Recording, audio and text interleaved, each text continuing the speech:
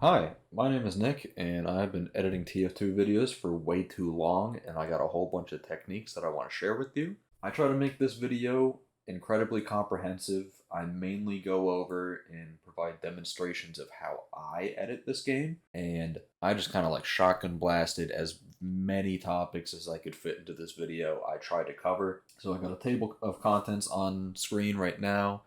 I got one in the description. I've also got a Google Doc that I'm linking to that's got links to a bunch of the resources that I talk about here. But without further ado, let's get into it. So the first thing I'm going to be getting into is how I record my POVs in TF2. And the first thing we need to do is a lot of prep work. So what that entails is setting up play commands and setting up streams with Sparkly. So the first thing we need to do is we're going to go to our clip around the tick where the action happens. And I'm going to assume you know about ticks and maybe even know about play commands. But I'm just going to run through this right now. And you see this clip starts around tick 99,300. And we run through it and it ends about 10,000-ish. So I'll give it to like 10,200. And now what we need to do is set up our play commands. You've maybe known about play commands. The fun thing about them is at the moment they're a little bit broken. Hopefully they get fixed one day, but if you're expecting a fix to be added to TF2, that's kind of funny. And the way that we do that is just with the text editor and essentially writing in the code that would have the play commands working in the first place. And shout out to Junior, who's done a lot of cool stuff and posted this solution on Team Fortress TV. So we need to go to the folder where you have your demo actually loaded. I've got this right here. It's in my TF folder.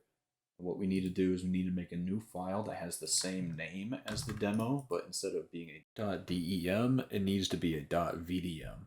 So we just paste that, and we change the file type to a .vdm, and then you need to edit this in your text editor of choice. Open that up, and I'm just going to copy what Junior has posted in the thread, and I'm just going to tweak this a little bit. So our start tick is 99,300, and our end tick is 10,200, and I'm going to change this to be SF recorder start and SF recorder stop. And we're going to save that, and then we're going to head back into our demo. So I've got my demo open here, and the first thing I want to draw some attention to is you can see I'm recording in a widescreen aspect ratio, and I'm just going to take this command here, SV restrict aspect ratio FOV, and set that to 0. I'd recommend putting this in a config or your launch options, but you can see that kind of like increased our FOV a little bit, and that just kind of compensates for the space that is essentially getting chopped off on the top and bottom when we switch to this sort of aspect ratio versus 16:9. So now we're going to head into Sparkly, which hopefully you have a bit of familiarity with it. If you don't, I'd recommend looking into it. But you open up the menu with F11, and we're going to start to add a bunch of streams. You don't really have to do all of these. I'm just kind of doing this to show off how you could do a wacky little setup like this. So I'm starting with what I like to call a standard pass, and the only thing we're going to change is just turn off the video game UI. The next thing we're going to do is we call this a base stream, and we're just going to remove the UI, r underscore draw VGUI, and remove the view model, r underscore draw view model 0. The next thing is I'm going to add some presets. So we're just going to add some depth. I like to turn the view model off on this as well, r draw view model 0, and I like to tweak the depth a little bit. So if you click on camera, I'm going to go ahead and change this from linear to logarithmic. I'm going to change the near precision to 0.1, and I'm going to change the far Z to 25,000. You should really be tweaking this to be scene dependent, depending on what's visible in your shot, you know, anything that's got going on. But for me, these are some general values that tend to work out. I'm going to go ahead and add the depth preset again, but I'm going to rename this to normal because I'm going to be recording a normal map stream. And so we're going to change this from depth to normal. And as you can see, it's kind of crunchy. not great, but sometimes you can get away with a janky normal map, and ideally and hopefully one day the shader will be fixed, because I just want to demonstrate what you can do with a normal map in the first place. But for this one, we're also going to draw our view models.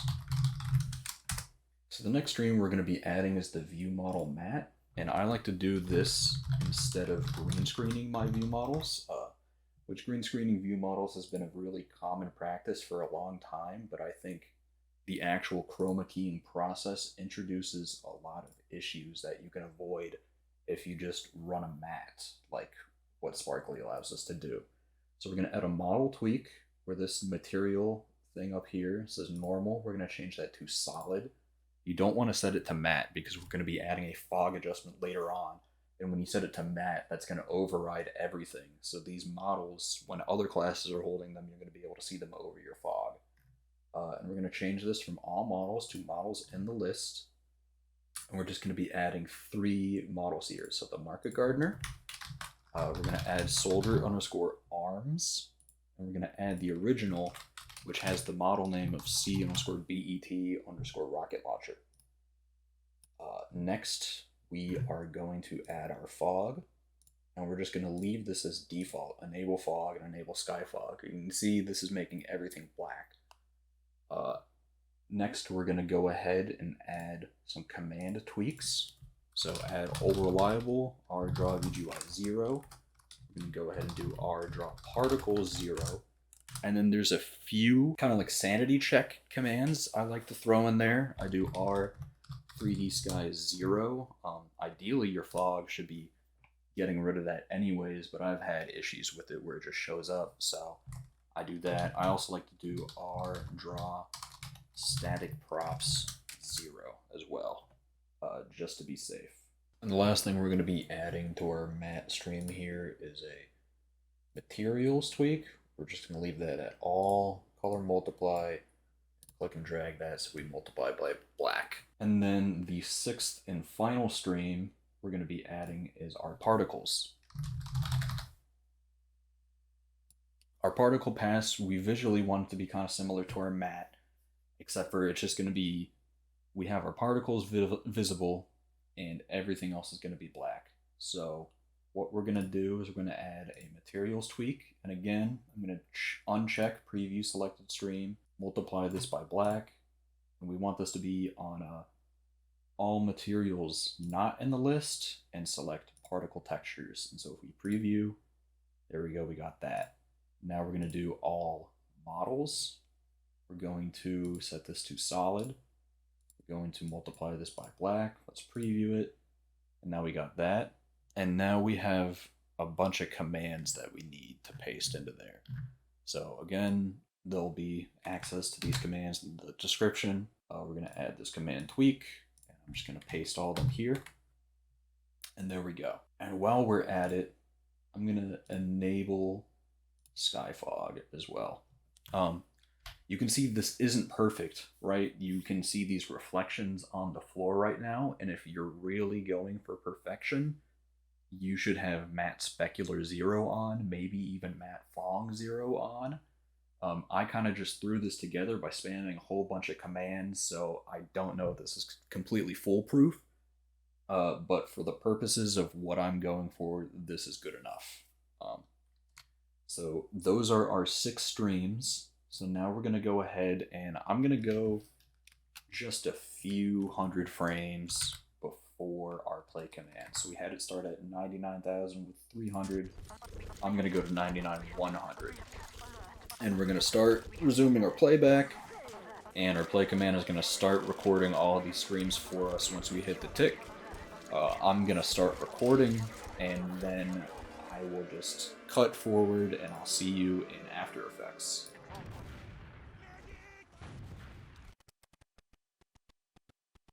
So I've got After Effects open, and I have all of my streams here in my project panel, and we're just going to go ahead and start rebuilding the scene on our timeline. So you see here we have our standard plate, which is just what this actually looks like. And the very first thing I'm going to do is drag our view model mat onto here. And what this is going to do is it's going to let us isolate the view model from this recording here. So we have this track matte feature in After Effects. And if we take this standard pass, and we take this pick whip and we drag it up to view model matte, and you see here these two squares, we'll just change this from an alpha matte to a luma matte. And there we go. We have our view model isolated. And you can understand the methodology behind what's happening here, right? Is After Effects is seeing, okay, everything that's white is opaque and everything that is black is transparent. So we're going to go ahead and just rename this layer to view model. We're going to drag another standard pass in here, throw it on top, and I'm going to name this reference. And we're going to use this as we're going along and just use it as that, as a reference, so that we can kind of compare what does this originally look like to what we're doing. And I'm going to lock this and turn off the visibility for now. And now I'm going to take our base recording, right, which is just the same thing, but it doesn't have the view model behind it. And there you go. Now we have our scene, but the view model and the background are completely separate. The next thing I'm going to be doing is we're going to be incorporating our depth pass into here. So I'm going to take this, I'm going to throw it under our view model. And the depth pass is the exact same concept as our view model matte, is we're just going to be building a matte out of this depth pass, but we're going to be using it for effects that we throw onto the footage, and the luminance value of our depth is going to be driving what does and doesn't have the effect on it. And you can do any sort of effects that you want, but the most common instance that you'll see of it is depth of field. And the way I'm going to do that is I'm going to add an adjustment layer with Control Alt and Y. I'm going to rename this to DOF or DOF, and I'm going to throw on this camera lens blur effect. And let's turn off the visibility of our depth map. And you can see how it's just doing everything equally. But if we take this blur map here, where it's this layer, and we switch that to depth, you can see it adjusted a little bit. And then here where it says source, we're going to change that to effects and masks, so that now any effect that we put on the depth layer is being recognized by that. We're going to throw on the levels effect, which is a color correction effect. We turn the visibility back on. We start tweaking these levels here. We can start bringing the whites to be a bit stronger, the blacks to be a bit stronger, and we're essentially just building the depth. And so I want to get it here to maybe where like the medic is in focus and the scout is not. And you can see we have this banding here, which is a little bit of an issue, which is why the near Z and the far Z values when you're building the stream and Sparkly are important to get that specific to what you want. You essentially want to have as much detail as you can. And if you're really neurotic about it, you can record with the RGB depth shader, but that's a bit more technical and you gotta read up on how to do that. But anyways, if we turn our depth layer off and we see, turn our DOF back on and on again, or off and on again, now we have a good old depth of field effect going on. But one issue that you may or may not be looking at is look at our particles, right? So our particles are pretty much as close to us as the medic is. The medic is in focus and the particles are out of focus, and that's because the particles are not a part of our depth pass. So that's one of the big reasons why we recorded the particle pass in the first place. So we're going to have to reintegrate that into our depth layer. So we're going to drag this onto our timeline, our particles pass, and you see we got this here. And what I'm going to do is I'm going to right click on this depth here, I'm going to pre-compose, and I'm going to leave all the attributes in this comp. What that does is the levels effect that we already have is going to be applied to this pre-comp instead of on the layer. I'll just rename this to depth pre-comp 01, and I'm going to cut out this particles pass with Control X, paste it into here, and there's a very simple way that we can go ahead and comp this onto our depth pass. Obviously, we just got the particles onto black, and there's a lot of different ways that you can remove the black. You can either luma key it, there's a lot of wipes and effects that you can do onto there, but the most straightforward way that I found to do it in After Effects is with the channel combiner effect. And what we do here is we do from, and we take max RGB, and then we do 2, and then we do alpha. And essentially what we're doing is we're kind of just taking the brightness values, and specifically max RGB, kind of recognizes like how cranked up could this luminance value be, and we're using that to drive the transparency of the image. And in fact, let's actually, instead of doing 2 alpha, let's do 2 alpha only, so that it comes in as grayscale already. You can see now we have this integrated, but it's integrated incorrectly because we want this to be darker instead of brighter. So we can just go ahead and throw in an invert effect on it. And you can see this isn't really perfect, so maybe if we go ahead and take this blend with original and mess with it a little bit, we can start getting it closer. There's a lot of different ways you could go about doing this as well. Like, I'm sure in some instances you might need to really massage these luminance values into place, and you might need to do gradient overlays or a lot of super manual work, but for something like this, this is close enough. And now if we go back to our comp, you can see, look at that. Our explosion is in focus, the scout's out of focus, our depth map is working perfectly. I want to show off another use case for the particles pass, and again, we're going to be using it to drive a matte. And so just for now, I'm going to go ahead and throw this all on top. I'm going to take our particles pass, and I'm going to take our base pass. And I want to show off what it kind of looks like if we're trying to composite this onto our regular pass. So I'm going to throw in the channel combiner. I'm going to do the same thing we did before of max RGB. This time I'm just going to do 2 alpha. And you can see if we throw this on top of our base pass, it doesn't look proper. As well as like if you were trying to like completely, composite your particles over a base pass, you might want to record a version without particles, but I like to do a bit of a cheesy solution here so that we can kind of use this as a matte and just take it from our base pass.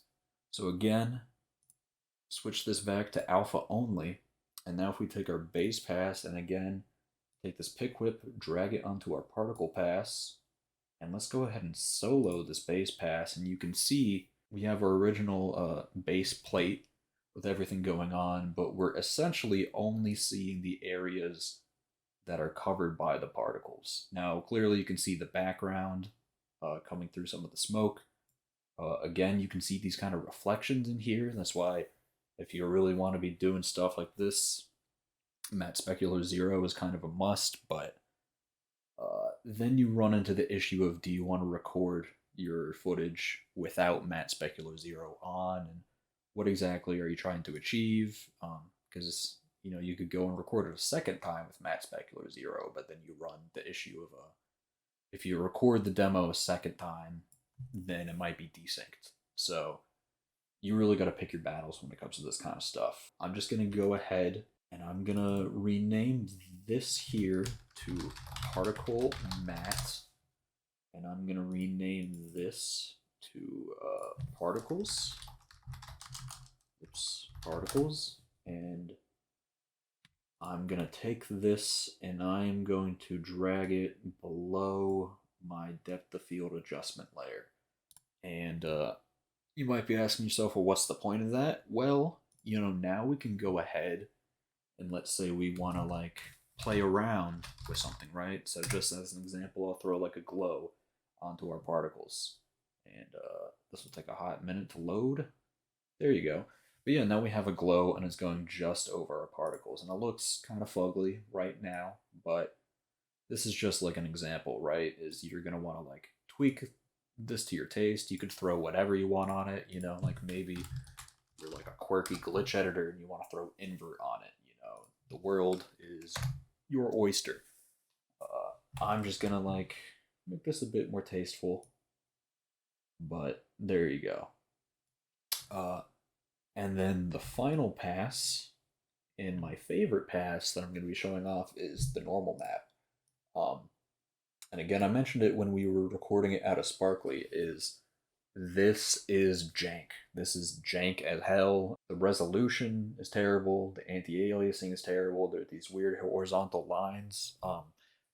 If you're doing best practices for exporting a normal map like this, you really should actually be doubling your resolution in game. So if you want to do a 1080 edit, you want to be recording at 4K, which you can do that with source res.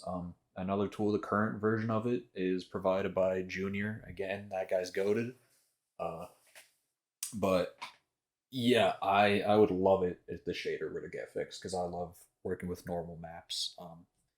But again, you can get away sometimes with working with a janky normal map, and so I'm just going to show this off anyways. So the way a normal map even works is that these colors here is they're representing the angle at which light would bounce off of it. It's a wacky concept called vectors and normals, and is one of those things you don't really need to understand how it works to do something with it. So the method that I like to do with this again is we're going to be creating a mat with the normal map, and really the strongest thing that you can do with this normal map is you can relight your scene using the values here to sort of drive the angle at which an effect would come on. So to kind of demonstrate this concept, right? The way a normal map works is the red channel is the x-axis, the green channel is the y-axis, and the blue channel is the z-axis. And all of these are just stored in bits of color. So if we take our hue and our saturation effect here, and we start rotating the hue around, you can see, right, this kind of looks like light rotating around a bit. Not exactly, but let's say I were to just visualize this as a single channel, right? And so we're going to take our shift channels effect. We're going to go into all these drop down menus and we're just going to switch all of these to red. And now we have a grayscale image, and you can see if we're switching the hue around, now it's like very obvious, right? We just have a light that we can kind of position and rotate around things here. Another thing that's like a bit worth considering is that if we're doing lighting adjustments, we probably don't want to be rotating the light on the sky because that's not really how those things work. So much like our depth, we're going to pre-compose this, leave all the attributes in the comp, rename this to normal pre-comp 01, and we're going to hop in here, and we're just going to remove the sky from our normal map. So we're going to bring in a depth, we're going to add levels to it, and we're just going to crush this. Make the black solid black, make the sky the only thing that's white. And then we're going to track matte, pick whip, our depth, luma matte, and then you can see this isn't working the right way. So you just have this second box here, click to invert the map, and now we check the transparency grid, the sky's out of there. So any sort of normal map thing we do inside of our comp is not going to be affecting the sky, which is just an important little prerequisite to set up. So I'm going to go ahead and create an adjustment layer, and what we're going to do here is I'm going to add an exposure effect to it. Let's rename this to brighten. And what I want to do is I want to start brightening up the scene, but only from a specific angle. So I'm going to use this pick whip, drag it onto my normal matte, change this from an alpha matte to a luma matte, and now you'll see if I crank up my exposure, it's only being lit up from a certain angle. And just to kind of demonstrate that, right, see what this looks like when I'm rotating the hue is we can essentially change the angle from which our lighting is coming at. So maybe we can get a little cute with it, right? Let's add a tint effect. And let's go ahead and we can just map this to like some sort of orange, maybe, right? It's like the light's coming off the explosion. Obviously, this is strong as hell, but we can kind of just turn down our opacity, and now we're a bit more tasteful with it. You know, again, go to our normal map and just like start rotating it again.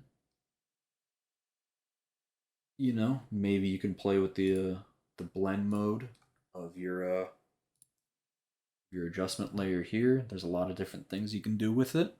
Uh, Here's another neat little trick that I like to show off, and this uses a bit of expressions in After Effects, which, if you're not familiar with, that's kind of like After Effects can read code uh, that can drive what an effect is doing, and this is a very simple one.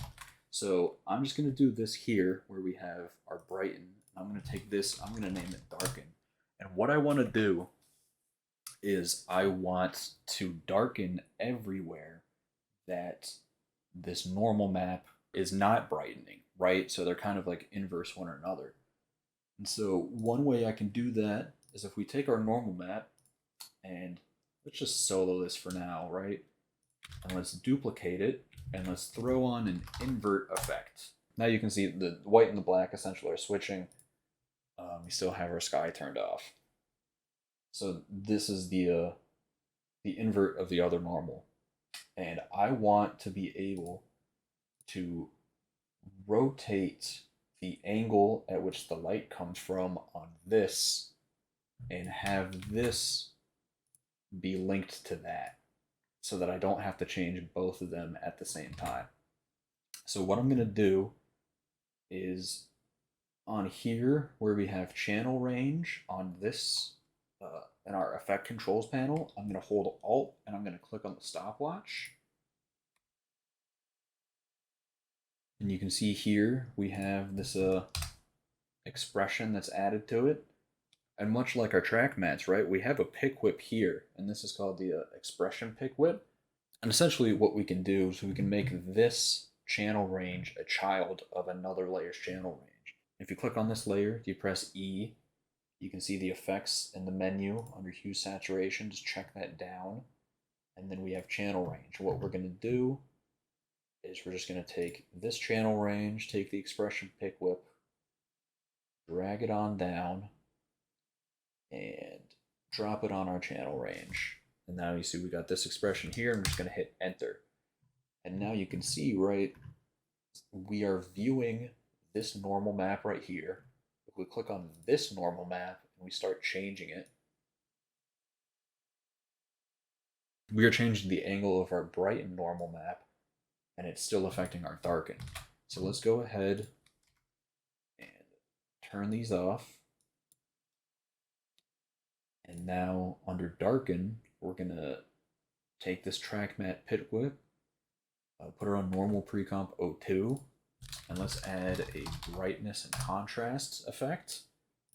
And we're gonna go ahead and turn down the brightness, turn up the contrast. All right, and then another thing, I also want to darken, forgot here, we gotta take this from alpha matte and switch that to luma matte.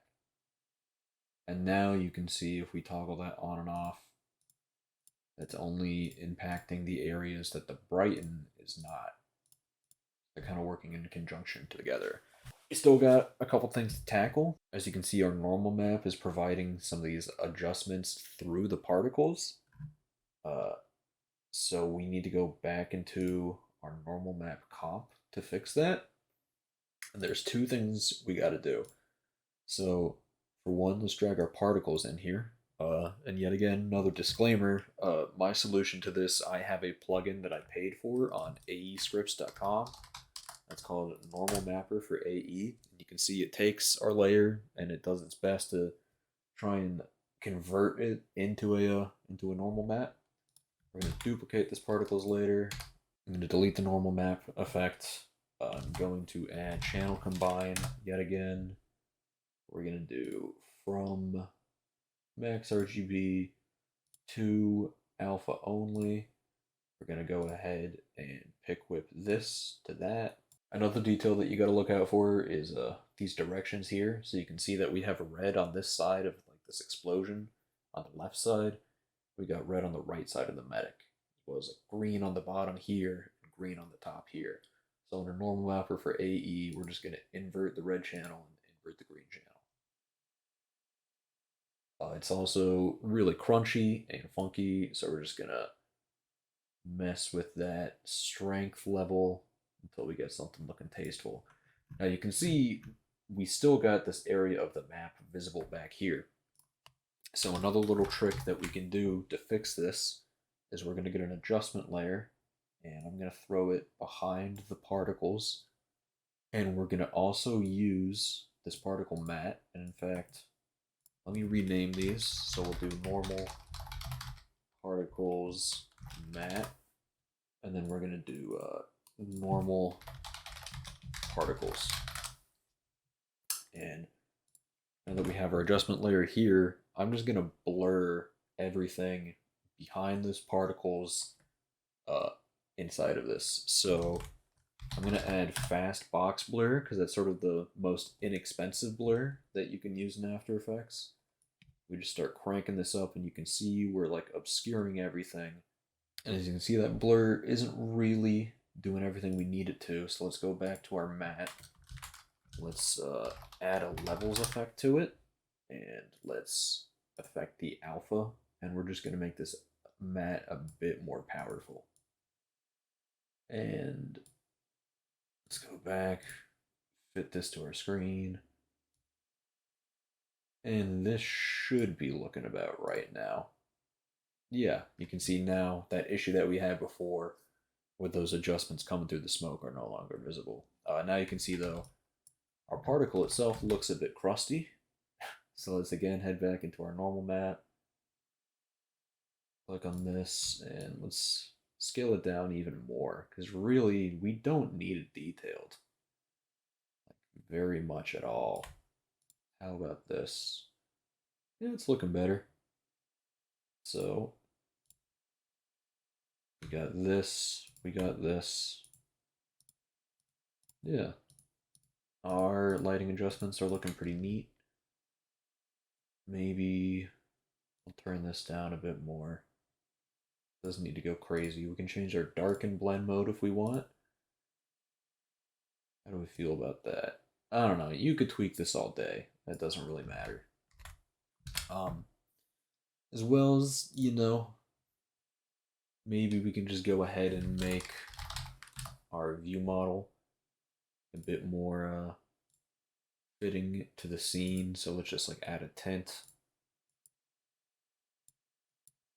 And then just like take that amount of tint. We don't gotta go crazy on it. Just to kind of immerse it a little bit more. You know, you can imagine like that normal mapper for AE plugin, you could even add that to the view model if you want, do normal map adjustments. I think that's a bit overkill. But yeah, I mean, I could go tinkering with this all day if I wanted to, but I think I'm happy enough with what we got here. Another very important thing that you can't forget is, again, like the normal map looks crusty. It looks fine on that frame, but if we go back, you know, we're gonna have some problem areas. Like, see right here, those lines that were very obvious before, or that were very obvious when we were looking at a normal map. You couldn't see it on the other frame. This frame, it's very obvious. So, as they are now coming out of Sparkly, you got to be careful with them. So, very much hope Hold On fixes that shader one day. I love that guy, everything he's done. Man, I wish these normal maps were just a little bit better because normal maps are so much fun to work with. But that's about it for the POV stuff, at least as far as it goes to like exporting out of HLE and Sparkly. And the next stuff I'm going to get into is Source Filmmaker. All right, so the next thing we're going to be getting into is cinematic work. You know, we used to call them smooths. That's just like cool camera shots. You should know all that. I want to outline a couple popular methods that other people do when it comes to creating and recording cinematics. But keep in mind, I'm only going to be thoroughly demonstrating this third option. But the first one is just doing things in game with HLAE. With Merv underscore campath add, you essentially just build your cinematic in the demo. Very simple, the most straightforward and probably convenient way to do this. Forever now, whenever people ask me how to get into editing and if they're not interested in the more complicated methods, I have been pointing them to the tutorial made by Syncing, which I know is pretty old at this point now, so I don't think there's anything wrong with it. It's probably still up to date, but I know that there's even more recent ones, so do your research, but as far as I can tell, the syncing one is still legit. The second method that people like to do is they export demo or just any sort of like data into a 3D package and then do their camera work there. So that would mean like exporting camera information into something like Cinema 4D or Blender or whatever you want, and then doing your cinematic in there and then importing the camera work you make in that 3D software back into TF2 with HLAE. And a huge, massive shout out to Kadsmar. His tutorial, which is like just like 10 years old now, I want to say, is the first tutorial I watched when I was getting into editing. So there may be more up to date tutorials, I'm not sure, but that is a tried and true method that I can personally vouch for. I did for a long time. It's pretty useful if you want your recording to look exactly like TF2 because it comes from TF2, but you want the control of a 3D software. And then this third method, which is what I'm going to be going over, is exporting an AGR, which stands for Advanced Effects Game Recording. And I bring it into Source Filmmaker. You could bring it into something like Blender, Unreal Engine, Cinema 4D, any of your softwares of choice. I think Source Filmmaker is just such a very special tool for what it is that we're doing as TF2 editors. No other game really has anything like it. I guess you could argue CS2 has a Source 2 Filmmaker these days. I think that has a direct thing, maybe Dota. But Source Filmmaker being made for TF2 just kind of lends itself very well to Team Fortress 2 frag movie making. So there's already one very popular tutorial that's made by Antlers, or Thomas is what his YouTube channel is now. And that one I've watched, I've gone through. I can vouch for that. That's a great tutorial. So a lot of the things that are covered in his tutorial I'll kind of blow by a little bit quickly, and let's just get into it. So we're gonna hop back into our demo. I'm a couple days separated from that POV recording, and I just noticed I had the wrong tick on the end tick. I had 10,200. It was supposed to be 100,000. So whoops. We got that fixed now. Here's a little neat thing about play commands regarding that stupid ass workflow we had to do with writing down the VDM in a text editor.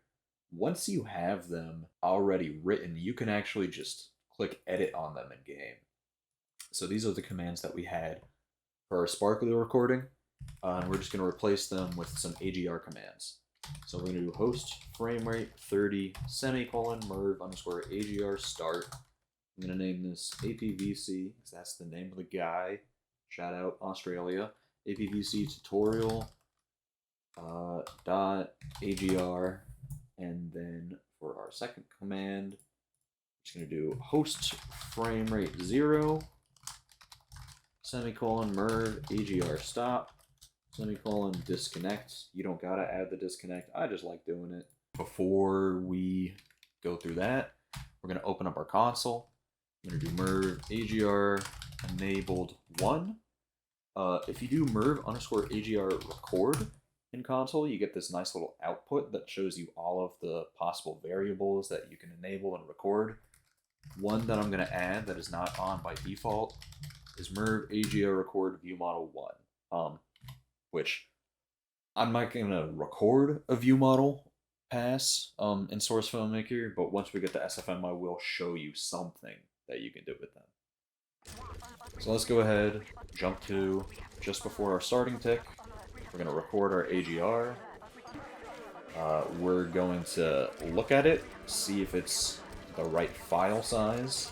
If not, we'll have to re-record it, and then we can hop into Source Filmmaker once we got that prepared. Alright, so by default, your AGRs are going to export towards your Team Fortress 2 folder. And here's the one we just recorded, APVC tutorial.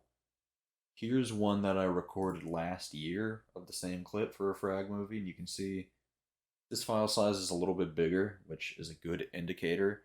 And here's a tip that I got that's kind of like vibes based. When you export an AGR, there's a high chance that it'll export incorrectly.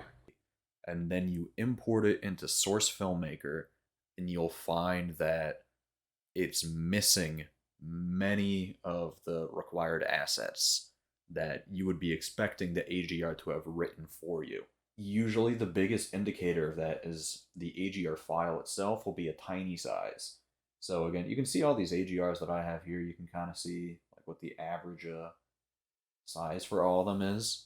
One thing that we can do, if your AGR comes out super tiny, and if your AGR is not working in SFM, a command that you can try, that you should try, is merv AGR debug. By default, it's on 0. If your AGR comes out all balked the first time around, try debug 1. And if that doesn't work, try debug 2. And if none of those work, oops. Anyways, let's get into Source Filmmaker. Alright, so we're here in SFM. And I know a great deal of people have never opened up the software before, which is reasonable. It's weird, it's funky, but it's really a lot less difficult than I think a great deal of people give it credit for. I think I've seen like a number of editors say that they're too intimidated to even try SFM, and I don't get it. I think it's just because learning a new software in general is kind of a daunting task, but you're really not doing much. You're just setting up cameras. I mean, if you're doing it as an editor, right, you've just got to set particles, set cameras, cosmetics. Like, you just got to prepare and tweak a bunch of stuff, but nothing's really particularly intimidating. All that out of the way, let's just go ahead, new session, naming this APVC tutorial. Let's create. We're going to right click our screen. We're going to do load map, and we're going to do snake water.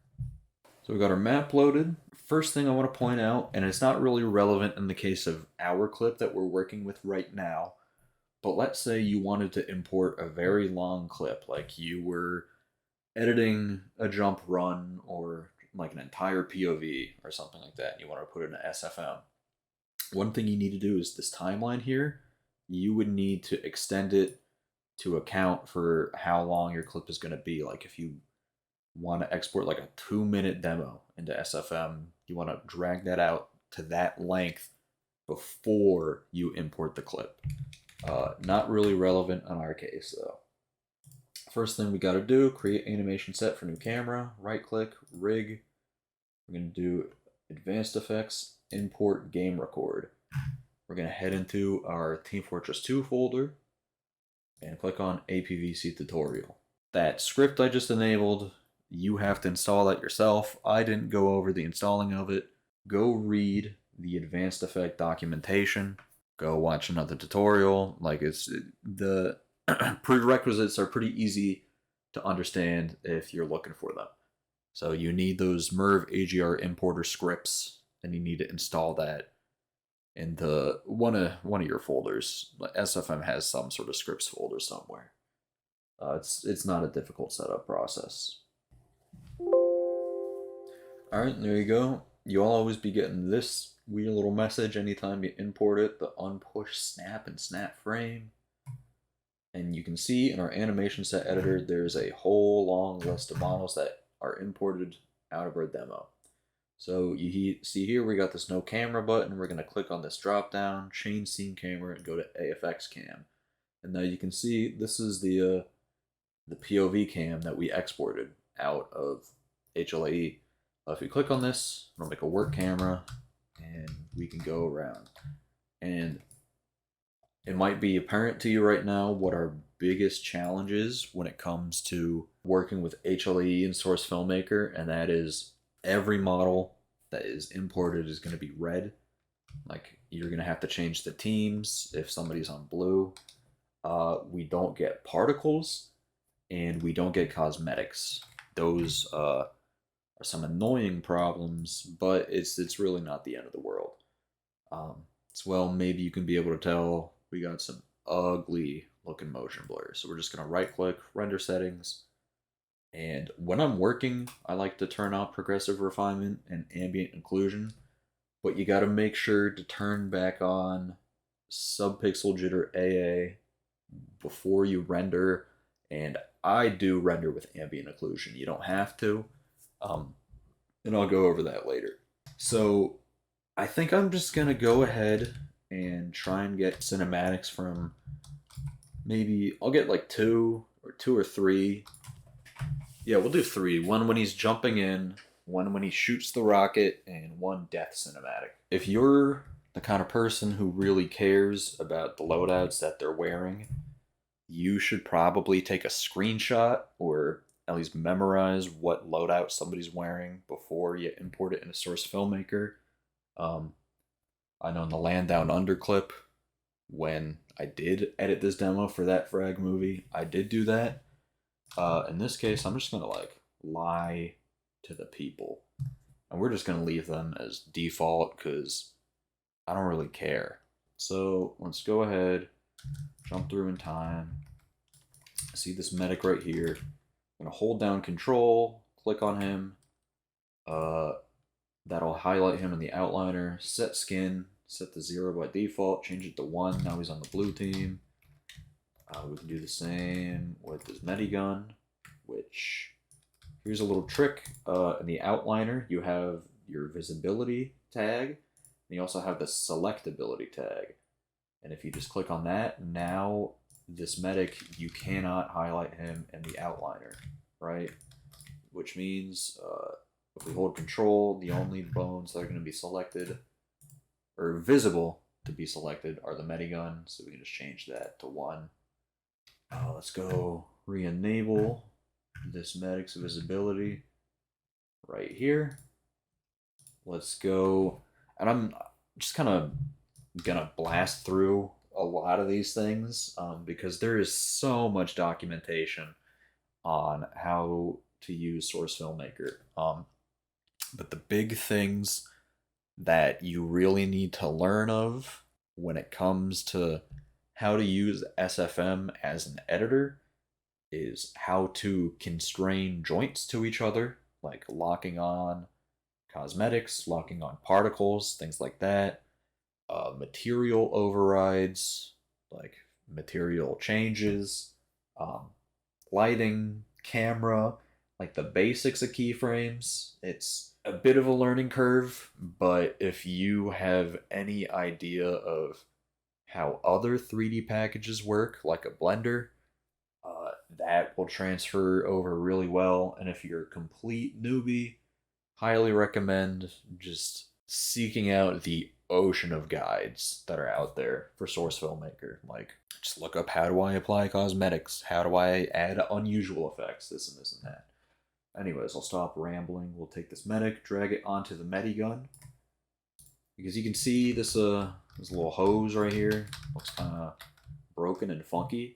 If you just drag the medic onto that, click on the medigun, see the 0 tab up here, you drag that, that fixes the hose, locks it on correctly. Pretty simple. Next thing we got to do, let's add some particles. Well, first of all, let's disable the view model. And again, I'll go through and I'll show some cool little view model tricks later on. But for now, soldier arms, turn off the visibility. So now we're chilling, got all that gone. So I'm gonna go back, we're gonna do a bit of scene prep. And you can see here, this is where it cuts off, so we can just like shorten our shot length like that for now. I want to get, say when he's jumping out here, when he shoots, and then the death cinematic. Another thing that's important for source filmmaker is you want to right click on the screen, draw game entities, and check other entities, and you can see a lot of the things that would be missing from the scene are now visible. So let's go ahead and make our first cinematic. This one is going to be a really basic. It's going to be like a honestly pretty similar workflow to if you're just doing cinematic in HLAE. One thing you can do in SFM is if you hit B, it stands for blade, and that's how you cut a shot. So now we're in shot 2.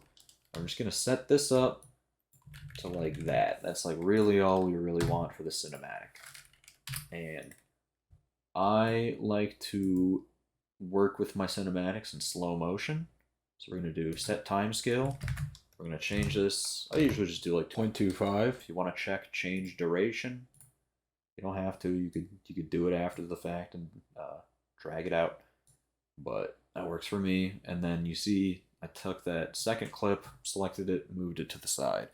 You can see that our timeline is like all red now, and I think that has to that's relevant in the case of an audio desync or something like that. I could be spitting nonsense here, but it doesn't really pertain to what we're doing because we're not working with audio at all here. So we've got this set up here. We're just gonna get a neat little cinematic of him flying out the door. So we're going to go over here towards the start. We're going to click on this drop down, change scene camera, new camera. Now we have camera 2. We can move this around. First thing we're going to want to do is right click inside of our animation set editor, create animation set for existing elements, and we're going to select camera 2. And now here's the funny thing about SFM. You can see we're clicking and trying to move on the viewport. You have to have your camera 2 selected if you want to be moving it around in the animation set editor. So we got this, and now we need to animate our camera. And I guess one brief little SFM thing I got to go over is you have 3 modes of working on your timeline. You have the clip editor, the motion editor, and the graph editor. Clip editor you can think of as like a typical editing software, like a Premiere Pro or whatever, right? We have these shots, and each shot pertains to like a different thing. So we can do, for just an example, right? Let's head into shot 1, and let's just say like we'll create a new model here. We'll just do like, yeah, we got this big old bug, right? This is in shot 1. Now we go ahead to shot 2. He's no longer there. That's a neat little thing we can do. So let's just get that guy out of there. That also means that you need to have the clip that you're working in selected it. That's a very important thing that you got to do when you're working in SFM. You could be making changes over here in your set editor while you have one shot selected, and then you realize, oh, I've done nothing. It's because you had the wrong shot selected. So be careful for that. Next we have the motion editor, which I think is a pretty neat feature. I've never really seen any other animation software have something like this. And basically you can see if we click on any of these models, right? I'll just have the soldier selected. You can see these are the actual animation values that are graphed onto our timeline. And if you know how an animation software works, like it's pretty simple, right? Your keyframe values can be visualized on a graph. These are the actual values of how they're being animated. And in the graph, or in the motion editor, you can see they're kind of like baked in here, and we can do like very specific changes. Like if you hold down shift and you click, you can select just an area of that. And then let's say like you want to delete that, like it only deletes what's in that section. So that's neat. There's a lot of other uses you can find for it. And then the graph editor, which is the most straightforward as far as how you would be handling these things as an animator. You set your keyframes in the graph editor. It's very similar to Maya is probably the closest this is, but any 3D package, the graph editor, you should be familiar with this. I guess also before I go too far, I also want to give a big shout out to who has a great tutorial on how to do a ton of prep work for these AGRs in Source Filmmaker, as far as it pertains to like adding particles or doing a bit of animation tweaking and animation replacement. especially with view models. He goes into that in depth. He'll show how to take custom models and take animation values from one model. Like if you want to replace the soldier with another model and copy the animations over, he covers that really well. So if you need some more in-depth explanation about that, definitely go watch tutorial. That dude, big fan of him. He's definitely an Oscar award winning frag movie editor. So please go show support to Anyways, let's go ahead and make our cinematic. So we're going to be doing all of our work in the graph editor. You can see here, we've got camera 2 selected in the set editor. We're in the graph editor. We got camera 2 right here. If we click, you can see, oh look, a keyframe's been added right here. That's what a keyframe looks like in SFM, this little doodad, this kind of marker. And like, just for example, right, let's just drag a few frames forward. You know, we can move, and look at that, now we got movement. It's as simple as that. So I'm just gonna go ahead and do some nonsense. I'm not gonna make this look as pretty as like I could, because I don't want to be wasting all of your time. But know that working in cinematics you can spend forever on. So I'm just gonna have some like little pulling out situation. And yeah, I mean, shoot, two keyframes, that's already good. So here's the neat thing about Source Filmmaker. You can see in the graph editor we have all of these options, right? Field of view, focal distance, aperture, blah blah blah. If you select one, you see it still has these keyframes set, and we can impact these all of these parameters one at a time. So in SFM, the bracket keys on the keyboard, that's how you skip back and forth. So let's just go to our first bracket. And I'm just gonna crank this field of view. Oh, whoops, we got focal distance selected. Field of view. I'm just gonna crank this field of view down. And maybe we'll select transform, and we'll just rotate that a bit down so it's a little centered. And now let's see if we have this field of view change. That looks pretty good, but oh, you can see like he comes crashing out of the frame right there. So here's one thing that I think is a really cool feature of SFM, is that this is an animation software. With keyframes come tangents and handles and keyframe interpolation. So what we can do is we can select one of these values at a time, and we can mess with this curve right here. So let's go into our work camera. Let's press E to get the rotation and look at which of these axes are being rotated. So you can see if we rotate it on the Z axis and the Y axis, right, we could fit it. And now we have our soldier in view again. And you can see that that works, but that's not really a very elegant solution, I feel like. Just cramming in keyframes, that was something I did for a very long time. And you kind of run the risk of getting a messy looking cinematic. So what we'll do here is we'll select our keyframe, and then we'll click and drag over this handle right here. And you can see now we have the handle selected. If you hold Control and then you middle mouse click, you can see now we're messing with the curve, much like we would like in After Effects or any other animation software that you're familiar with. We're getting this to work. Let's also go ahead and drag this curve right here, this tangent, and let's kind of get those to work together. Now you can see this is kind of dipping underneath the curve. We have this button right here, the normalized curve display. If you click that, that'll refit everything. Let's do this again. And here's another thing, right, is it is funky in Source Filmmaker. You can see just like how volatile it is to move these tangents. I don't know why. Maybe a more experienced SFM user knows how to make that just like not so aggressive, because it just like whips up and down. Anyways, we did that on the Z. Now let's do this on the Y. Drag that down. And this whole process kind of implies that you know a bit about animation curves in general. If this is a completely foreign concept to you, definitely learning digital animation is a steep learning curve, and I'll go over a little bit of the philosophy in After Effects, but knowing splines versus linear curves versus stepped animation, these are all some topics that you should absolutely be looking into yourself when it comes to learning how to do this type of stuff. So we got this here. And the way that we have this curve now means that it's going to put a lot of those values fresh at the start. So these rotation along the y and the z axis is going to kind of like explode at the beginning. A lot of these values are being forced right at the beginning, and then it kind of eases off at the end. So if we just press play, you can see he's in view the whole way through.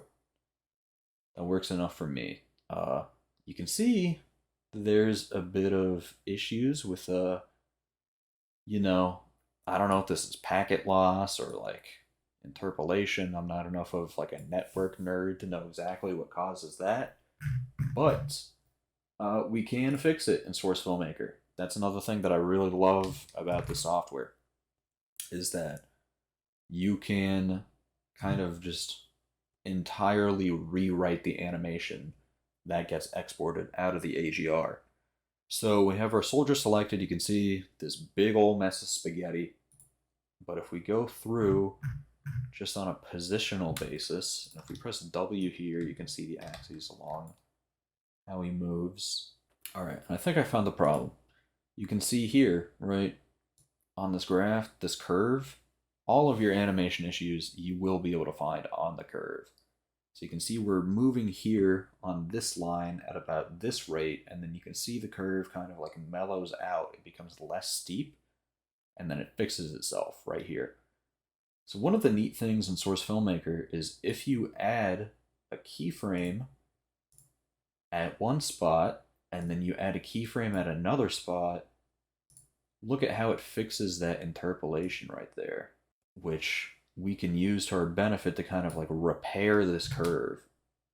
So I'm going to do this, select several different bones. In fact, I'm just going to select all of the body bones, select all of the position values.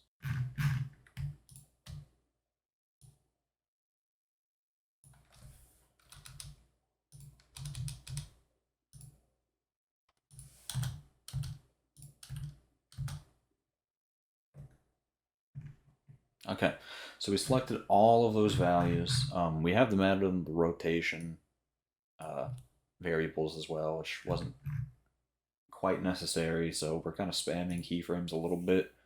But you can see, like, even just in this little area, we did fix it. And then you can see, like, he does it again, which is annoying. That's just kind of how the software works.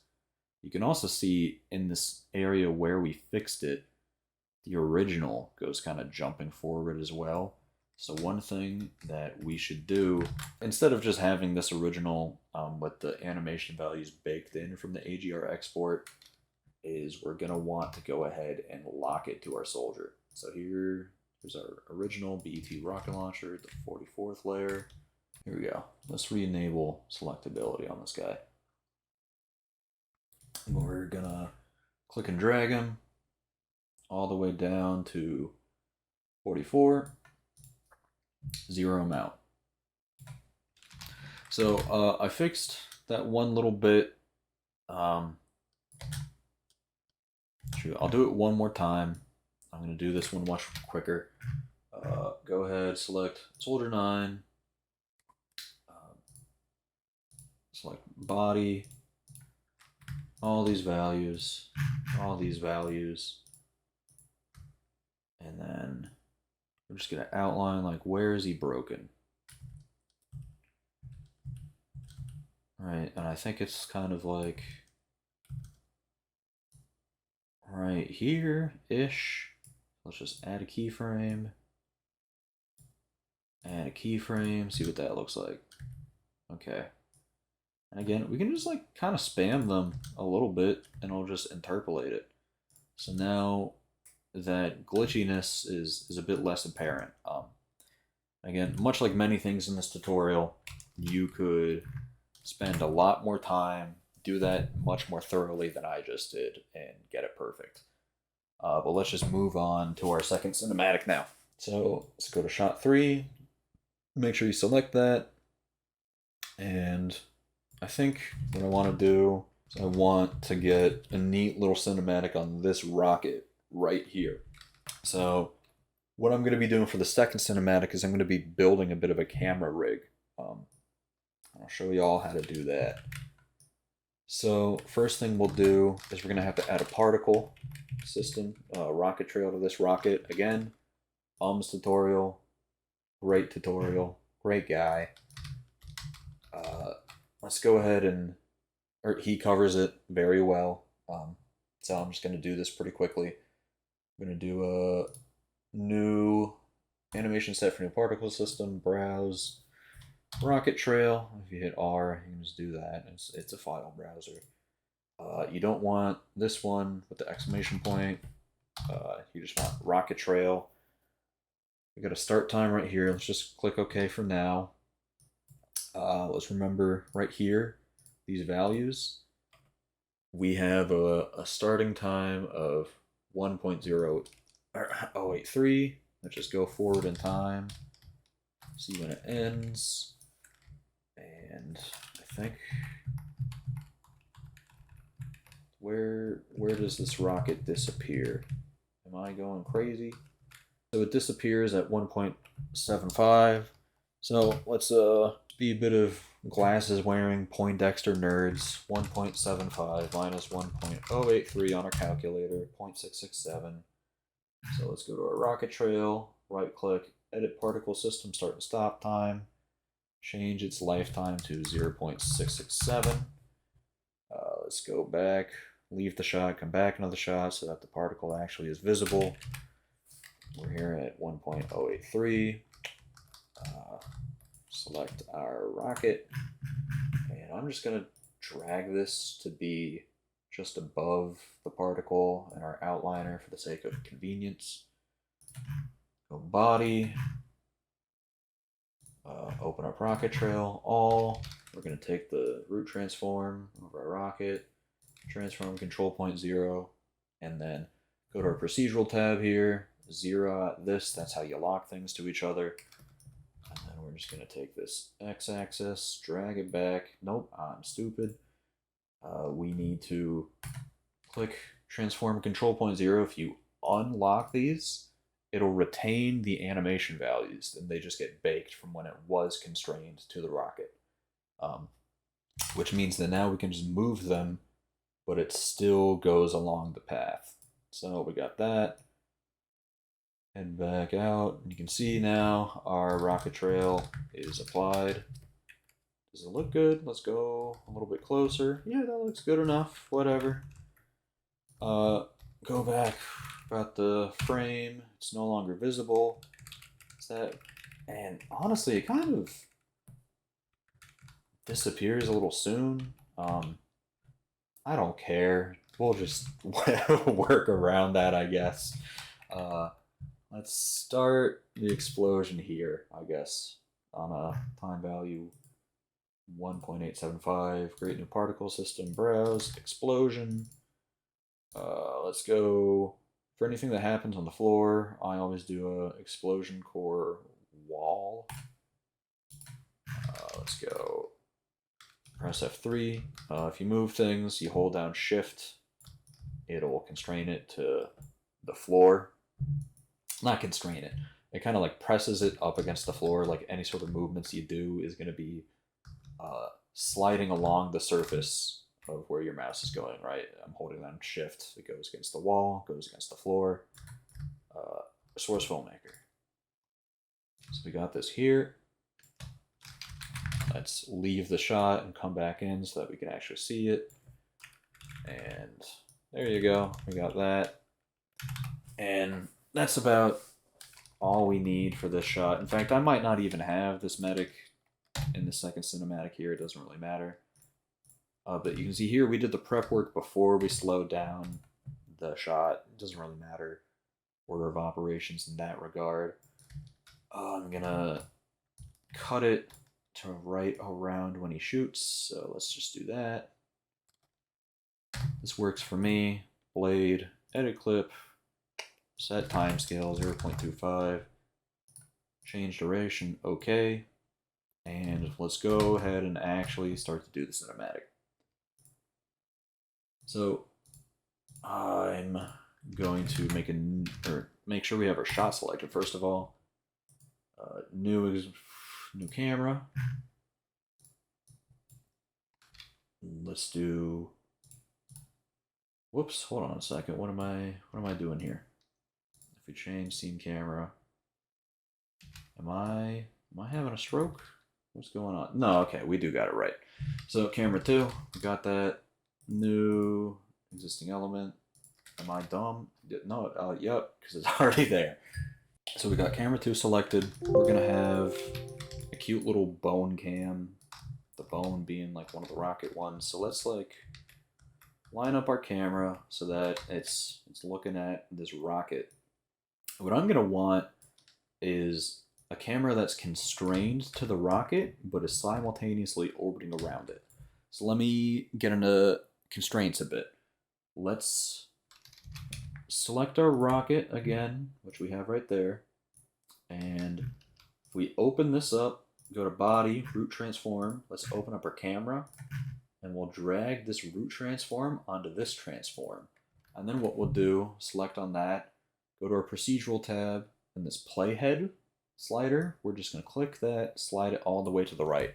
And what the playhead slider does is that it will constrain this bone or this joint. It will constrain one joint to another joint while retaining these offset values, meaning that our camera right now, you can see, is locked to the rocket, but it kept that starting position that we started dragging the playhead slider at, right?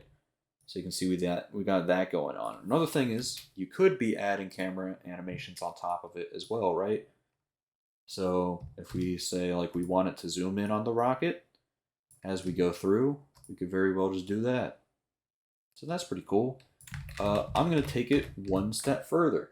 We're going to unlock this from the rocket, the transform right here. And what we're going to do is we're just going to add any new model. And big shout out to one of my best friends, Yule. He showed me this trick way back in the day, and I've been abusing it ever since. And I'm just bringing a mug model right here because it's small, it's convenient to work with. You can use whatever model you want for this. We're essentially going to be using this as a null, or you could say a controller for our camera. And I will demonstrate what that looks like. What we're going to do, open up this mug here, take the transform from the rocket, drag it onto the transform for the mug. We're going to 0 that, which moves it. It's now constrained and in the same position as the rocket transforms, or as the rocket's root transform bone. We're just going to turn off the visibility because that don't matter no more. And now what we're going to do is we're going to take the root transform of the mug, drag that onto the transform of the camera, and we're going to playhead that. You can see now we have the same effect as we did before, where it's constrained to the rocket, but here's our cool little trick, is we can select the mug, go to the rotation values, and look at that. We have a perfect, essentially like orbiting controller that we can do around this rocket while it's still retaining that. So what's going to be the ideal axis to rotate it along? I think maybe we want it to be kind of framing the soldier at first, and then we can frame the medic towards the end. That might look cool. So we'll rotate along the z-axis. We got that. Press F4. Whoops. We'll press the keyframe button right here with our mug selected in the root transform. Let's go ahead towards the end of the shot where the medic starts to be, put in a position. Right over here. And then we'll just rotate this again. You can see in our graph editor, it's automatically framing it, or automatically adding that keyframe. So there we go. That looks kind of cool. Let's see what this looks like in motion. And you can see it's that's not really the direction I wanted it to go into. This is kind of like a fun little feature of just about every animation software that exists, is that orbiting or rotations generally will not go in the same direction you kind of animated at, and that's kind of thanks to some mathematical principles by this fella named Euler. I could be wrong on saying that. I'm not a math guy. I don't care. We can just select this keyframe, middle click it, and drag it down. And let's go ahead, spam click that button a couple more times. Do that again. Very annoying process that we have to deal with here. But we'll get there, you know, in time.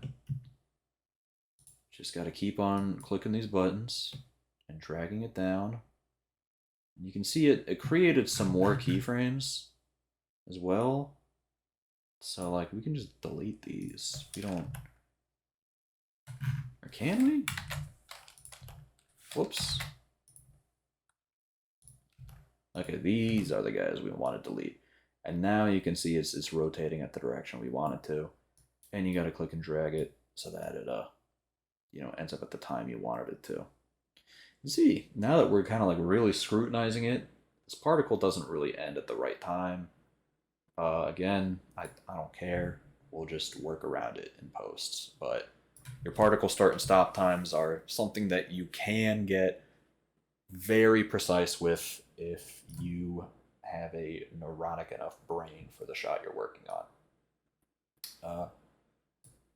I think I want to add a little field of view change as well as we're going through this. I think that would be cool. So let's maybe like do the same thing we had before. Start pretty zoomed in and then start to zoom out as we go through. Something like that. Why not? We can even, while we're at it, do some very slight positional changes on the camera. So like that, and then do there, transform, center it just a little bit more, maybe even like lift it a bit. And let's see how that looks. Yeah, I like that. Whoops. Okay. There we go. That's our first two cinematics. First one, standard workflow. Second one, building a camera rig. Third one, let's get into some death cinematic techniques.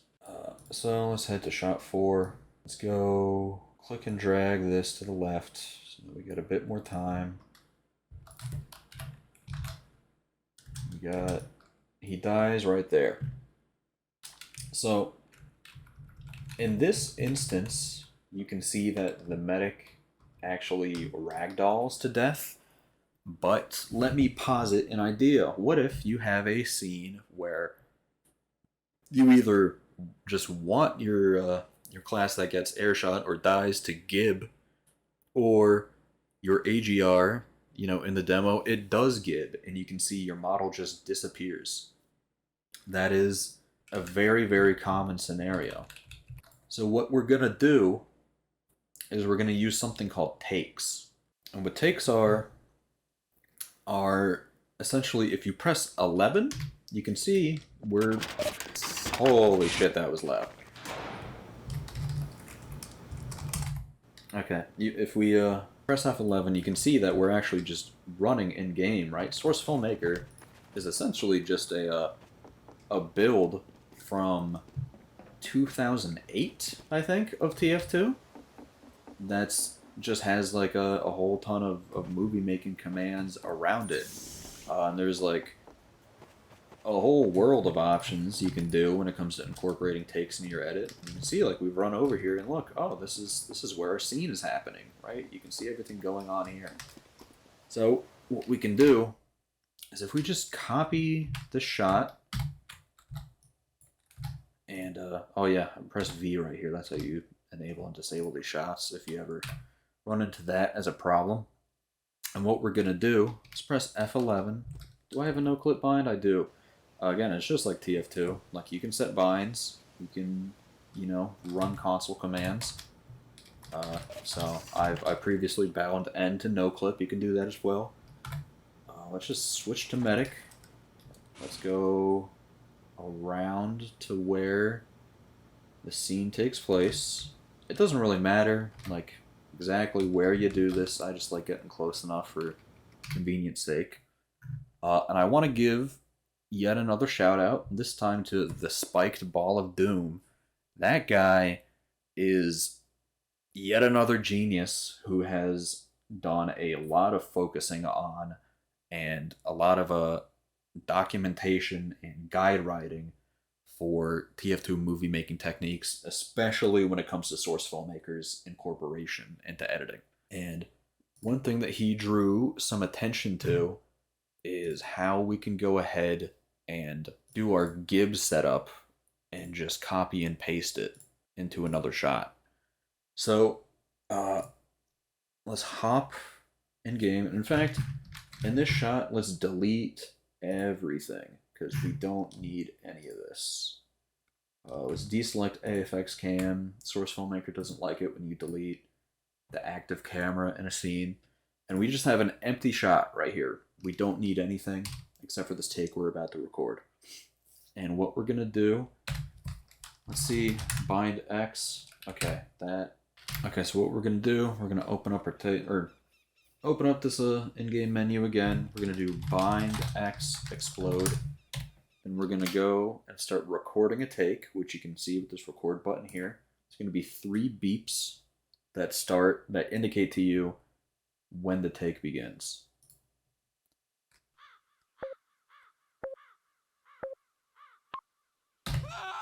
And there you go. We just got an exploding medic, funny little man.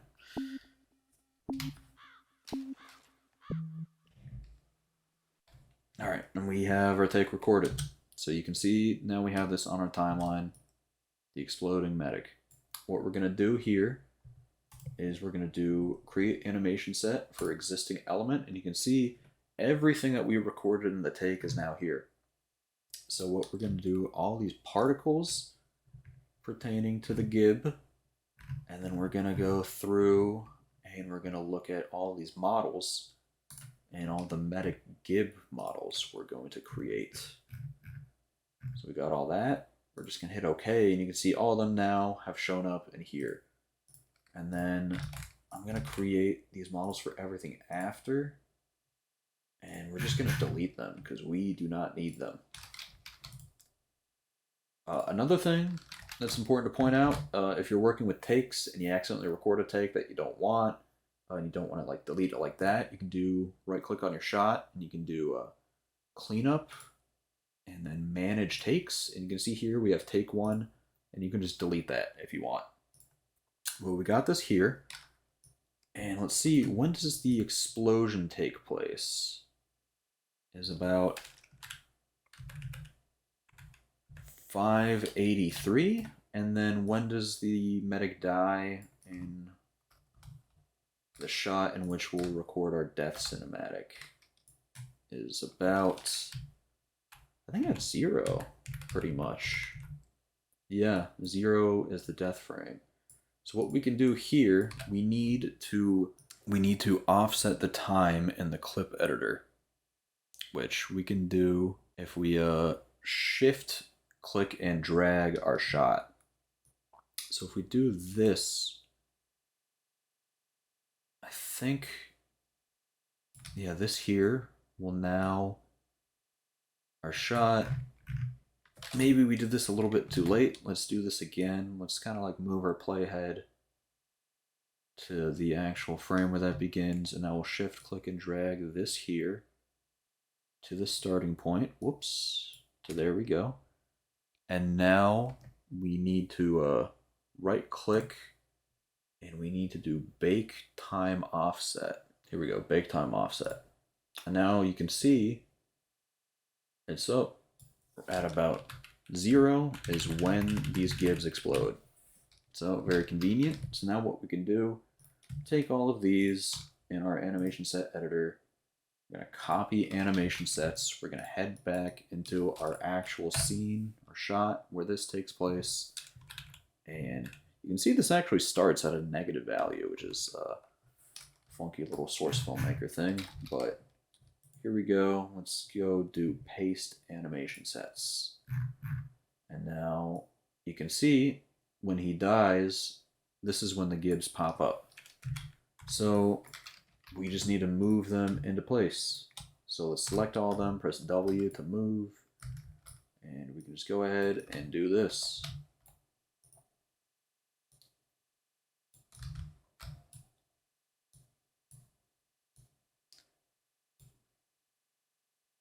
Now, of course, we're going to need to get rid of the original medic, which I have a solution that's a bit of a caveman solution. And if anybody smarter, like, could, knows of a way to do it differently, maybe follow their directions. But this is my caveman solution, is I am going to just select this medic, and what I'm going to do is add, let's go to his body, his root transform, and I'm going to add scale control to models, which lets you like make them big and make them small, right? I'll just go ahead, set the default, and I'm just going to make him teeny tiny on the explosion, or when he dies. So we got this here. Maybe I'll just make him gib after this. So let's go into our keyframe, or let's go into our graph editor. I'm going to select step tangents because I want this to happen instantly. Let's go click on that slider right there. It makes a keyframe. Let's do that. Again, these are not stepped, so let's select these and then step it. And there you go. Now he just kind of pops out of existence. Doesn't really happen soon enough, so let's like drag it to here, drag our keyframe to here. Zoom in so we can get like really specific. All right, let's do that. So there you go. Now he just kind of pops out of existence, which if you're looking at it, scrutinizing it that close, it's not perfect, but we can really sell this in editing. So now we got this. Let's create an explosion particle at around the time that he starts to take the impact. So let's browse explosion. We want explosion core mid-air. Select it. You can drag it onto here. There you go. And now we have the scene prepped. We can actually start to do our camera work. So we're going to do change scene camera, new camera, existing element, camera 2. And the actual camera work, I'm not going to go too crazy for. We're just going to do some whatever. Let's also go ahead and slow this down. So like there, that's really all we need. Let's go select this, edit clip, set timescale 0.25, change duration. Am I crazy? Is that? Alright, that is much longer than we need it to be. I don't think we need the full gibbing. You can see my timeline is starting to get super messy, and that's because, I don't know, I guess I'm like a source filmmaker slob. You should maybe pay a bit more attention to how clean your timeline is if that's the sort of thing that matters to you. Edit clip, set timescale 0.25, change duration. And again, this is still probably longer than we need it to be, but I'll just deal with it. Go ahead, lower FOV. And you know what? We'll do like a cute little view of maybe like you can see the soldier through the explosion or something. Why not? So we'll just do this, go to the end of our shot. You see, he starts to do a taunt. That's neat. Do it like that. I don't know. How does this look in motion? Not great. Holy moly. Let's delete this field of view keyframe. Go back. Lift it. Let's see what this looks like. No, okay. Oh, this looks bad. Let's just delete everything. Select all that. Delete this. In fact, let's even delete this and let's have our starting keyframe be here, because this is sort of like the interest area. Right, and let's do like this. Perhaps. Maybe get like a really low FOV and zoom it out. Something like that. Perhaps. So we can rotate it. If you hold R, you can rotate your camera in the viewport. Something like that. Yeah, this works. Let's just drag this keyframe towards the beginning. I'm not really going for full precision here. Well, let's just do something very simple. Let's just like pull the camera back. Maybe pull the FOV up as well as we're doing it. Maybe like even, I don't know, slight rotation. How does that look? We gotta frame this better. If you press F3 and you rotate it, we retain all the animation value while just kind of offsetting it. So you can have a thing like that.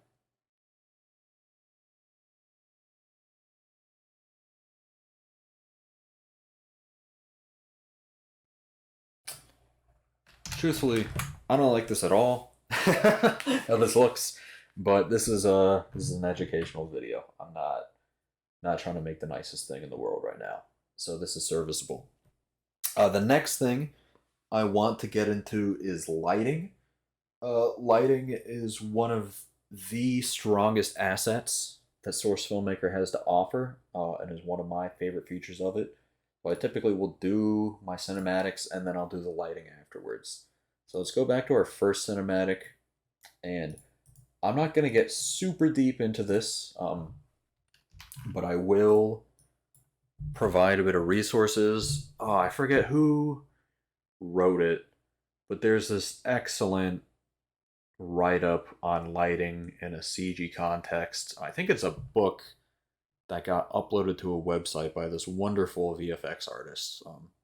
I'll throw screenshots of it on screen and I'll throw the link to it. Reading something like that is absolutely overkill if you're just trying to make a TF2 video. But if you're somebody who really, really wants to learn lighting, that book is very great to pay attention to. And there's all sorts of principles when it comes to lighting. The simplest that like everybody knows about is 3-point lighting: your key point, your key light, your fill light, and your rim light. That's one of my go-tos. I'll just like chuck that shit on anything. I'm not gonna go too crazy with the lighting here, but generally, and again, like I didn't even mention it as I did it. You create a light in here, you click and drag it onto your menu in SFM, and now you can control it like it's a camera. And whenever you're lighting, really just like the big thing you want to look out for is this, like it being cast on the walls, right? You don't really want to draw attention to the fact that you've added a light. I've done a whole bunch of edits where you can see the just the big hot spot created by the light that gets cast onto a wall or a floor, and I go back and look at those edits and nothing makes me cringe more than things like that. So be very careful about throwing lights in willy-nilly. But here we just got like a little rim light. We can create a second light. And SFM is pretty sensitive when it comes to this. I think it's like you can only add like 7 lights to a scene before SFM starts to throw a bit of a hissy fit and get mad at you. So let's do something, we're just going to keep it simple like this. Take our intensity way down. And see, here, this is kind of cool. Like, I like the shadow being cast onto this.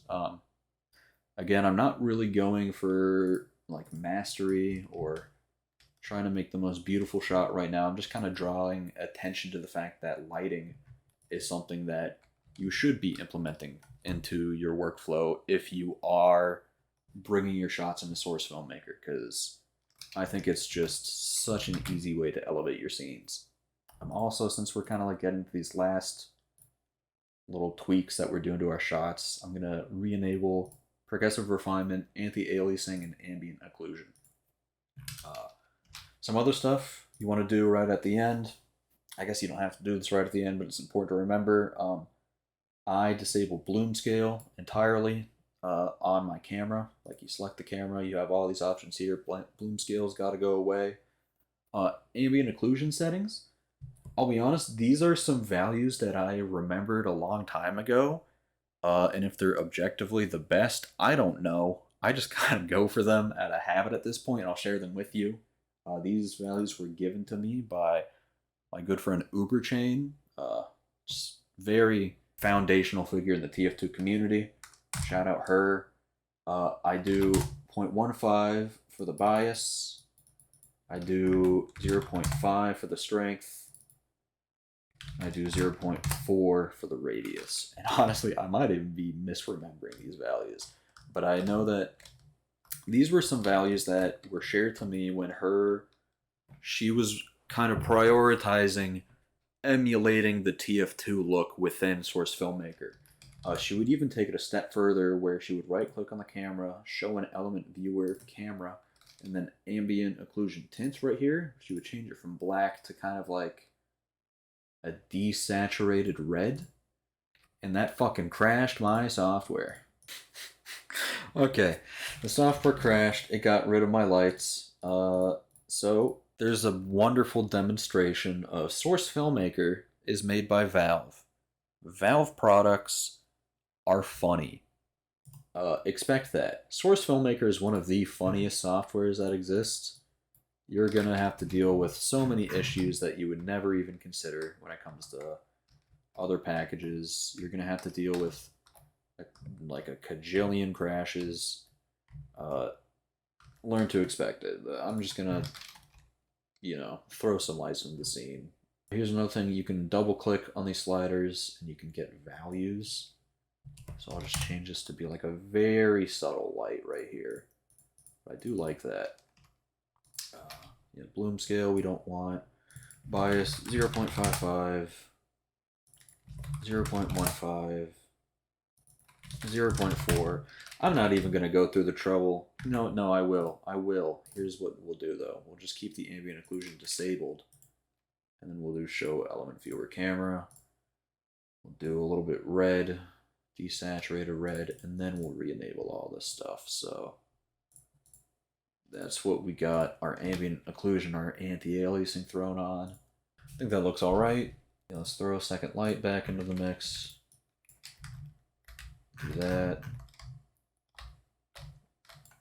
Tone this way down. I kind of just want a shadow to be visible, and there you go. And you know what? We'll even do one more cute little thing. We'll throw a third light into the mix, and I'll show you guys about volumetrics. So we just take a third light, click and drag. We'll throw it behind this door, right? What if we want some cool little volumetric going like this? So we just right click on the light, enable volumetrics. You're gonna move your slider a little bit. You can see it's like we got some fog coming through here. Maybe we can turn up the volumetric intensity. Becomes a bit more obvious what it is. Maybe I'll keep it subtle. We don't need nothing crazy. But how does this look? This frame right here is kind of broken, but that's fine. All right. You know what? I'll show one more lighting trick that I really like to do. I'll throw another light into the mix, and I want to throw like a rim light on the soldier when he's in the sky to sort of accentuate him, you know, a bit of separation of our subject from the background. So we're going to position this light, you know, I want it around his back is what I want. Something like this, something really close. We don't want it this bright, right? We just kind of want that separation. How does this look? We'll audition it on and off. Okay, we got to tweak this a bit more. Maybe get a bit closer. Maybe drag the intensity up again. Yeah, that works for me. And here's what we can do, is much like how we locked things, you know, locked our camera to that mug earlier, locked the particle to the rocket. I'll just drag this model down for convenience sake. We'll do open up light 4, open up the body on the soldier, drag the root transform down to the transform of the light. Select that, playhead that, and now you can see we got a light that's locked onto the soldier. Do we have any moments where that sort of like breaks the scene? Not really, actually. So there you go.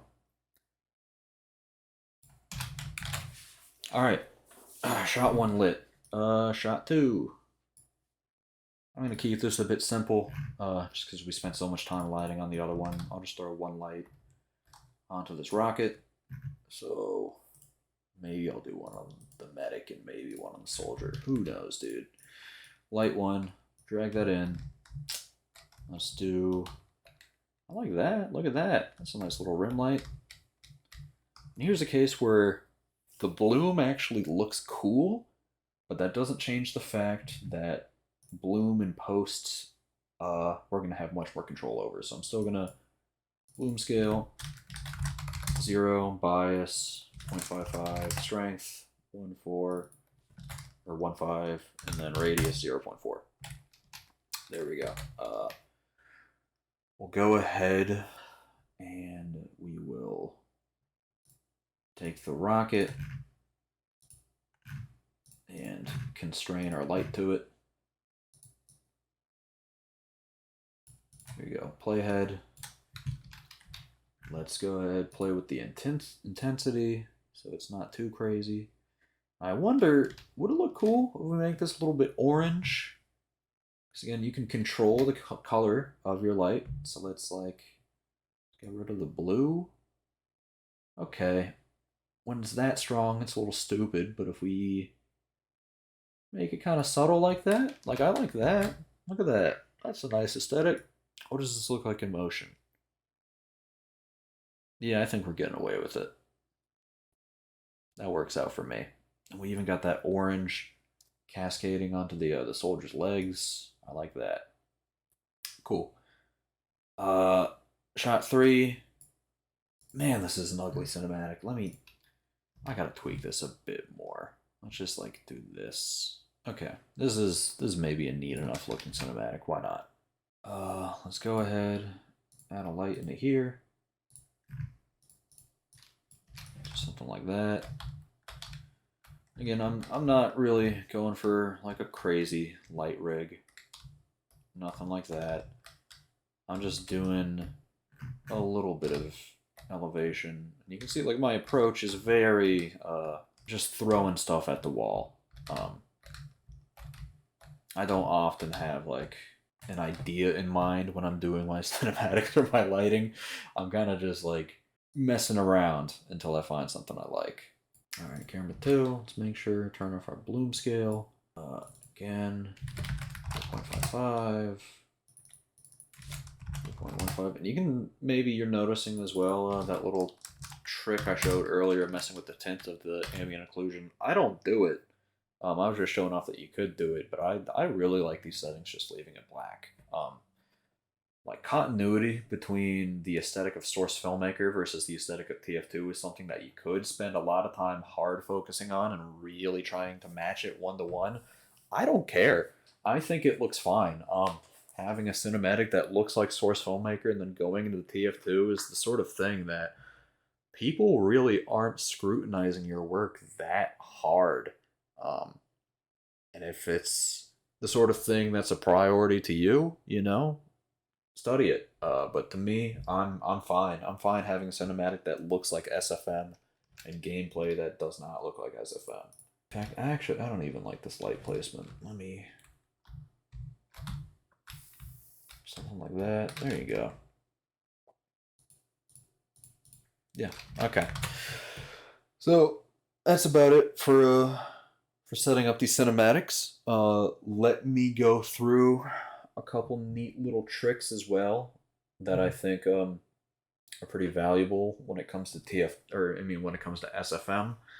Again, one of the main things that we focused on when it came to Sparkly that you can also take advantage of when it comes to Source Filmmaker is building a mat for once you get into the edit. Um, as well as like depth. Depth does exist in Source Filmmaker. You can type in a console R depth overlay 1, and then we can start going through, and you can see this is what it looks like. Which, you know, I've used these depth passes many, many times. I've run into issues with ambient, or not ambient. I've run into issues with anti-aliasing in the past, so that's one thing you gotta focus on. You can see here, like, oh, this grass is visible. That's annoying. So we'll probably have to find some draw commands to do there. Yeah, you can really see it on this cinematic, right? The anti-aliasing is crusty. The particles are completely blending into the sky. There's a lot of things you got to focus on. So uh, I'll work with them and I'll show off how to use them. But there's also some other workarounds if you're just looking for some pretty convenient matte building techniques. And one is green screen panels. That's a thing. If you go in the workshop, you can find, and let me look this up right now. Yeah, here's one that I use all the time, green screen panels. They come in at different sizes. You can also just increase the scale control. Uh, I use it a whole lot. Shout out this one. And then there's another one. It's called the Personal Green Screen Bubble. This is another very useful thing on the workshop. You can see this in action right here, right? You just lock it onto your model, and it's like it exists within the context of your map, but it kind of pertains only to the model. You put it around. Very convenient. I'll also show another method as it pertains to isolating these particles. I think I'll just like something like a blood, like I'll just key this to try and integrate it into our depth pass, and we'll see how that works once we get to After Effects. But for now, let me cut this as well, because we don't need this little bullshit part. Let's get to rendering all of these. So I'm going to open up our folder, our editing guide. Let's just do create a new folder, SFM, cinematics.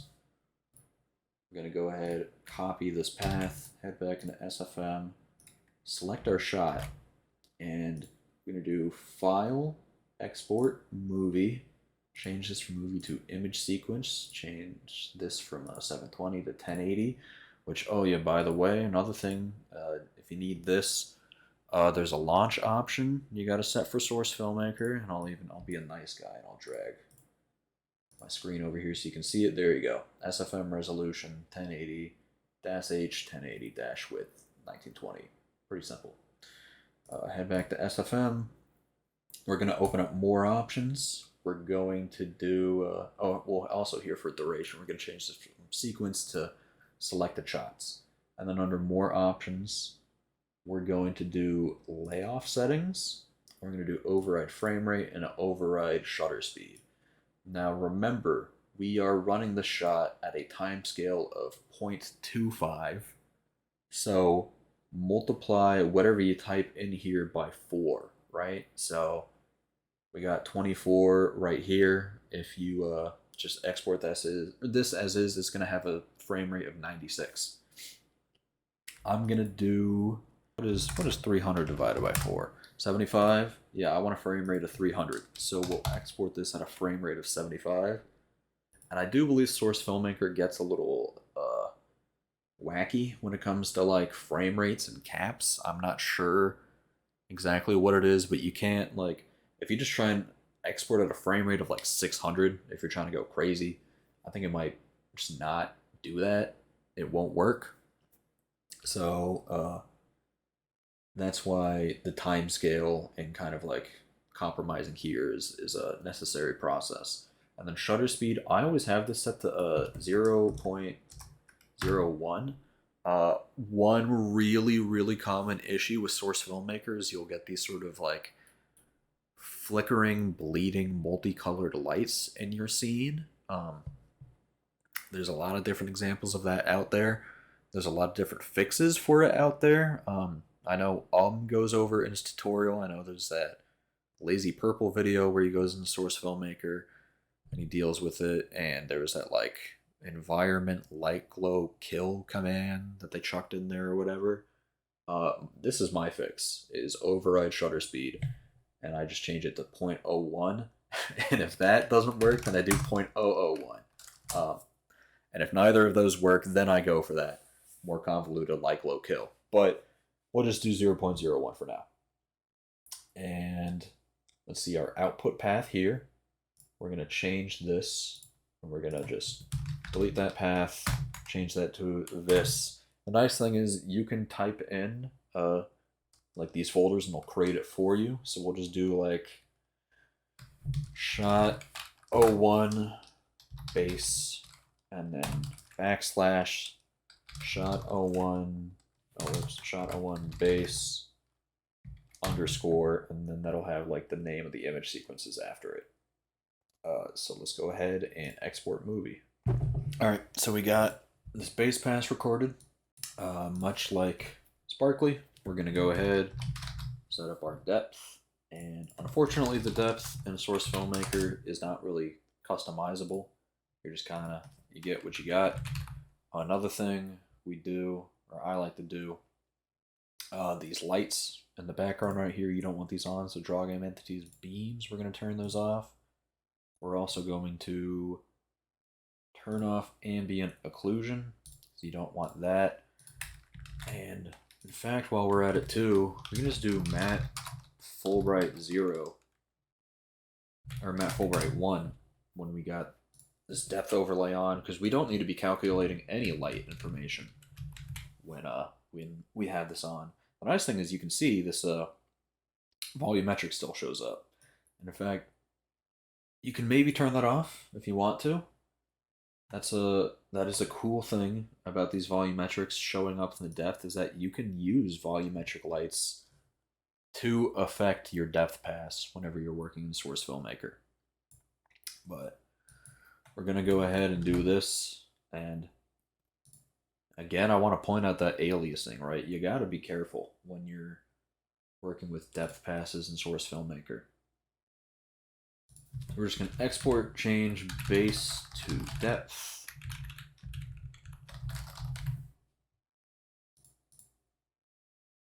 See how much faster this goes because we've disabled all that stuff. And we're just going to go ahead and do the same thing. I'm going to record these other cinematics. All right, also on the second shot here, because the depth overlay pass is so funky, I'm actually going to use SFM's focal distance depth of field itself. So if you see, we have this focal distance slider, and if you move it around, you get this very nice visual indicator of where your focal distance actually lies. And if we take our aperture, like, let's crank this all the way up. You know, do I need to? Yeah, I need to enable depth of field. And let's change this to like 64. This is the number of samples. The higher you have this, the longer it's going to take to render. And actually nothing really murders your render times quite like depth of field when it comes to Source Filmmaker. But I will say, it looks nice, dude. I like Source Filmmaker's depth of field quite a lot. So we're just going to leave it like this don't gotta mess with it too much. I think this shot was kind of like the perfect opportunity to show off something like that. All right, so we're in After Effects here. Everything I got to go on in this section is not really TF2 centric. These are some tips that you can learn from other general editing tutorials. So this might not be the best place to be learning this, but if you need an introduction to these concepts, here I am providing them for you. We got a song in After Effects. We're just going to do a little whatever simulation edit here going on. I got my music. If you press period on your keypad, you can preview audio in After Effects, and let's listen to the song we got. Classic song, everybody knows it. We're going to go ahead and set some markers, which you can do by hitting the asterisk key on your keyboard. There might be another shortcut. You can change the shortcut if you need to. I know some people straight up don't have that key on their keyboard. One thing you can do in After Effects to help you set your markers is if you hold Control and you drag your playhead along the timeline, you can listen to the audio. And you can also, you can see I have this waveform here, right? If you double tap L, that'll pop up the waveform. I think also you can view like a different form of the waveform if you go in your preferences. They're like quantized or whatever. I don't know. I'm not really an audio guy. This works for me. You can also just see on the waveform, right, where we could be syncing. So let's just do one here. All right, let's do one here. And let's just do like 2 cinematics, maybe the shooting and then the death cinematic. All right, so around here.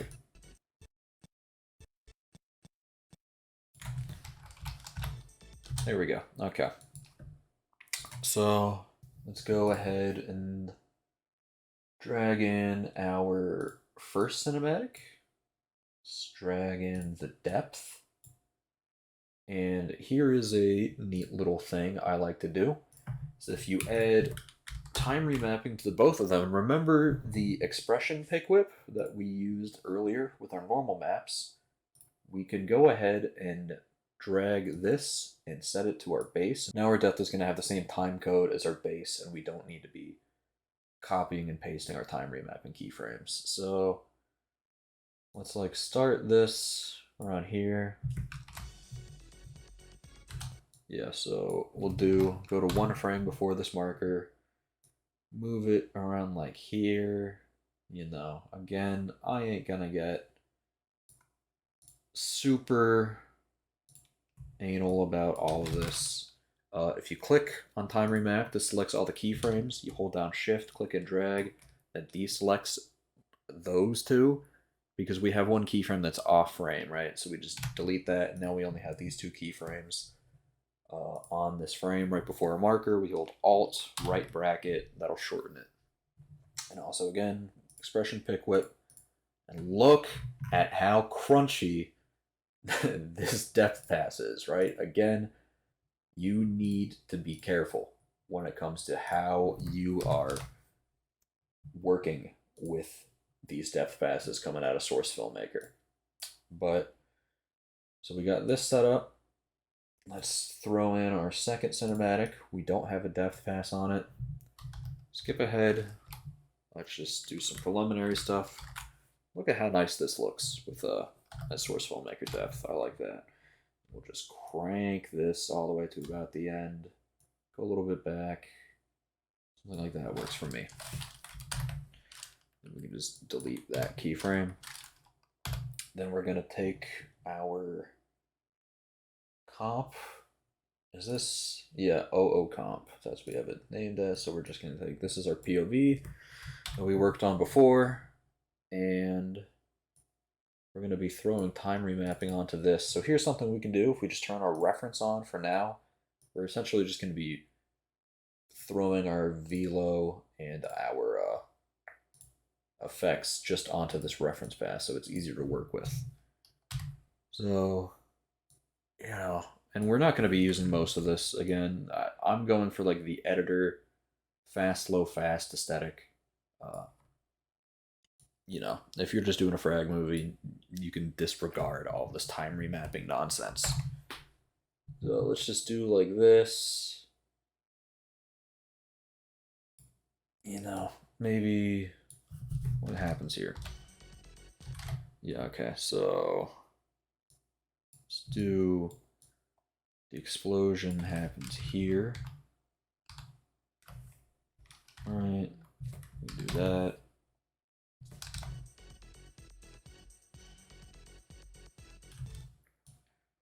And we'll actually do throw a marker here. This is where we'll cut to our death cine.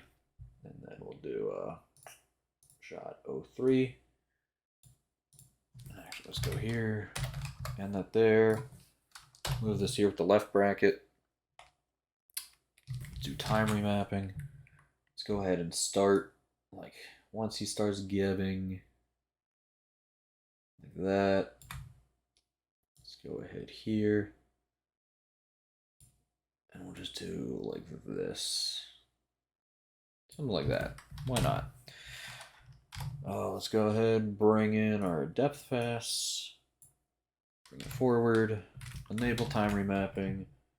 Expression pick whip. And end it there. Okay. So we'll disable the depth for now. Like that.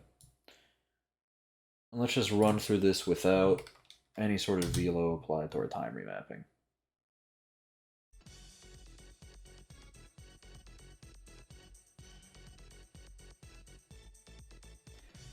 You know, I didn't realize how disgusting this rocket was when we were editing this before. That's not great. I think you maybe need to play around with your interp settings if you're doing an STV demo. This is another reason why I do so much work in Source Filmmakers, because a lot of these like networking interp issues just don't show up in there. But anyways, let's start to throw some velo on our time remapping. So again, this is that classic like overstimulating editor aesthetic is what I'm going to be teaching here. Is that fast, slow, fast, and we're going to get a little bit into curves. If you're familiar with editing and how to do this stuff, you know, might be eye-rollingly obvious, but if you're not, this is our graph editor in After Effects. You just get it by selecting this. You have your keyframe selected. We have our time remapping on here, and essentially we're just using the frame number or the frame count like as a mathematical value. And this is a visual representation. So by default, right, you have linear interpolation, just goes up like that. You hit F9, smooth, and we'll just like crank this towards the start. Remember, we were doing this on this exact same cinematic with the camera movement. Now you can see, if we just preview this, we just explode kind of at the start. And we can do maybe like this. Again, yet again, got a claim. I'm not going for perfection here. I'm just demonstrating possible applications here. So we can do fast, slow, fast, like explode in, explode out. That works for me. Let's go ahead and see. Again, because we have our expression pick whip on the depth layer with the time remap, it follows that. So we can just go ahead and do camera lens blur. We can do blur map, depth, source, effects and mask. Throw levels on this. And maybe I want to have like a bit of foreground blur, actually, because it's like, what's the point of blurring the background when it's just a solid color? So we can even, in fact, just throw invert on this. And we'll see. We just do this? No, we got to do it the other way around. Here we go. Something like that. That's neat. You can see there's sort of this issue where it's like we have these harsh edges around the corners of the building, despite the fact that it should be blurred. So a cool thing that we can do is we can just throw a blur on our depth pass, right? And we want this. We gotta Hold on, let's take the invert off of this for now. Let's reset the levels just to make this simpler. So I want the soldier to not be blurred at all. This is kind of crusty looking, but we can fix it. We just take this, throw the invert back on, and then we can throw a fast box blur on our depth pass, right? So we're blurring this. You can see now, like, it starts to cover more space. Let's see what that looks like. Let's give it some more range.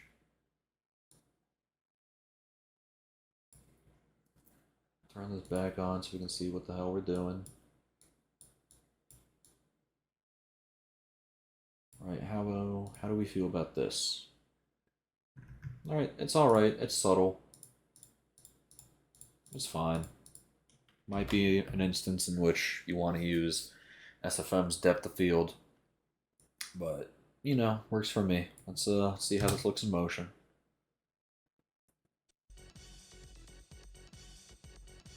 Yeah, there we go. Why not? Alright. Here we don't got to worry about all that since we have our DOF baked in. So if you select this, you press Control B, your work or your work area is just set to what you have selected. We got our time remap. We're just gonna do very similar setup: fast in, fast out, slow middle. Not gonna go too crazy. Let's see what this looks like. That works for me. Okay, and then this here we'll do. Press U to open up the time remap. Throw some E's on there. Let's just do like fast in and then a slow linear out. How do we feel about this?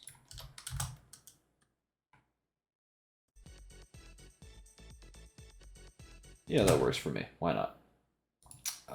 So what does this look like all now? We don't have any velo, our POV, but we'll do that later. Okay, so we're going to throw time remapping onto this, onto our pre-comp. Let's go to the beginning, add one, go there, select all of them, delete. So now that's just our first and second keyframes. Let's go ahead and just change this to be the explosion. Let's say we don't want it to go all the way over there, so we can just have like the end tick be like, I don't know, like that. We'll see if that's even enough frames for us, because this is only an 120 FPS sequence, so it might not be enough for what we got. But we'll just do linear for like the setup, and then velo on the end part. If you press tilde on your keyboard, you can just max out whatever panel you have your mouse over. So that's a really convenient way of maximizing the visibility of your graph editor. So we just get a setup like this. Let's see how this looks in motion. I'll just go a little bit before. We're dropping hella frames, dude. Okay. I should have recorded this sequence at a higher FPS, but I didn't know that this is how I was going to be editing this clip. That's fine.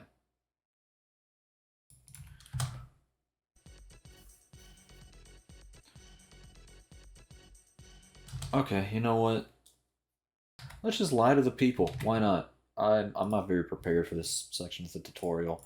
Let's just have these. Like, we won't even show the explosion in the POV. We'll just cut straight to there. Drag that out to the end. Take this keyframe. Make it there. Let's see, how do we feel about this?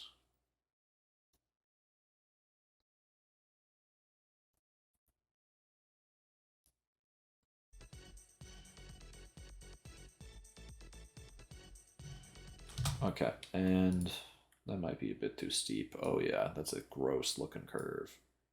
Let's do it like that. Yeah, that works for me. Alright, let's get back to playing with our depth. we don't have that going on. Again, another instance, maybe you want to do your depth in Source Filmmaker. In fact, I guarantee you that'll look better than what I'm about to do right now. But I'm going to show off what I'm about to do right now anyways. So we are going to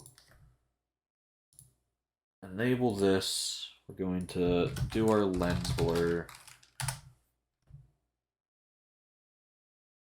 Nope, that's the wrong lens blur. We're going to do camera lens blur, layer, do this depth, effects and masks. I'm going to throw on tint to make this all gray. Actually, no, we're not. We're going to do a change color. We're going to select red. And we're going to do this lightness change. We're going to do a saturation change. We're going to increase the matching softness. We're going to increase a bit of this. All right, let's crank up the softness even more. We're going to add a tint effect to make it all grayscale. Now we can add our levels, so we can start playing with this like we would a regular depth map. I'm gonna blur the background, keep the focus, or keep the foreground in focus. We got like this. Disable this, and that's looking good. That works for me. Right? You can see, you know, we had some funky looking edges around here, and there's still funky looking edges with the blur chucked in there. So, you know, if you keep your blur at like a tasteful enough value, it's not the most significant thing in the world, but you can see what this looks like without the change color, with the change color. It's a pretty simple way of incorporating these particles, you know, into our depth pass when we have it convenient. So we got all this. Let's see how this all looks in motion.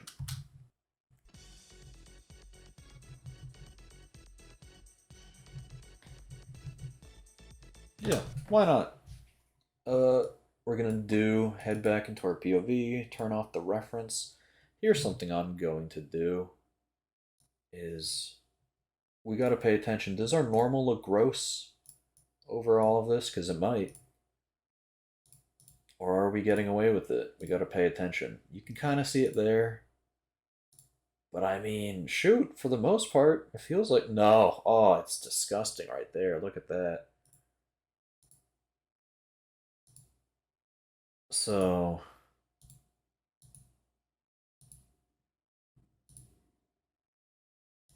what I'll do, honestly, we're just not going to have the normals on this part.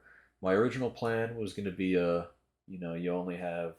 Okay, we're making moves on the fly. We're making moves on the fly. Here's what we're going to do.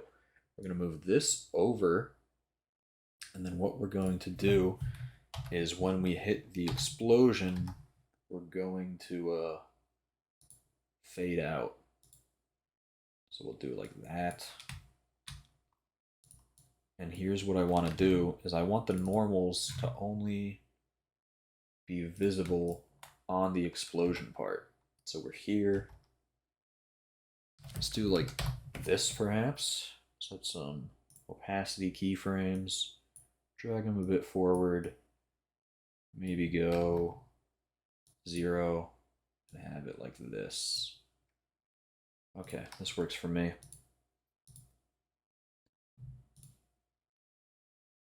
We'll perhaps have the opacity keyframed a bit like this.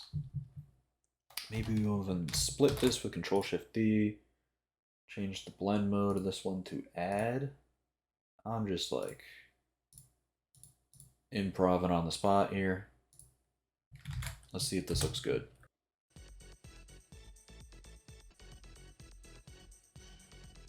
Yeah, that works for me. Why not?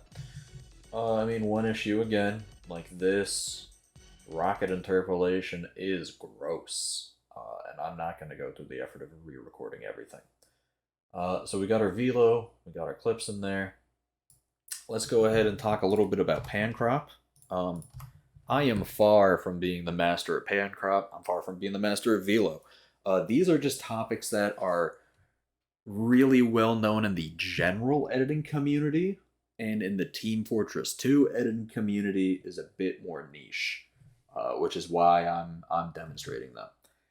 Pan crop is essentially you're using transform commands to sort of reinforce the movement from one clip to another.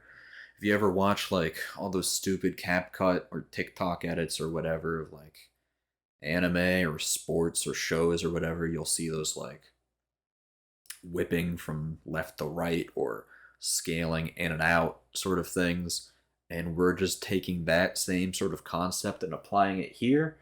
But we're using our camera movement to sort of motivate the direction it's going.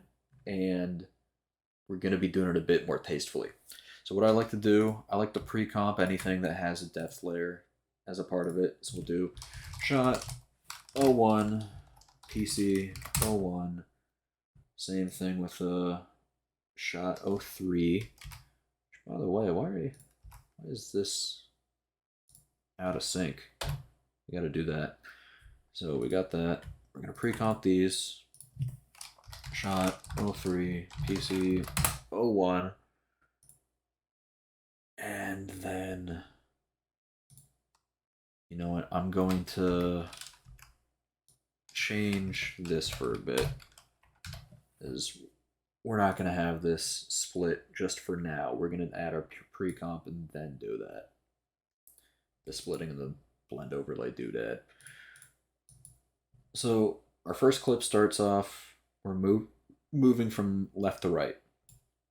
And we also have the soldier coming in and out. So I'm just going to do some very matter-of-fact pan crop here.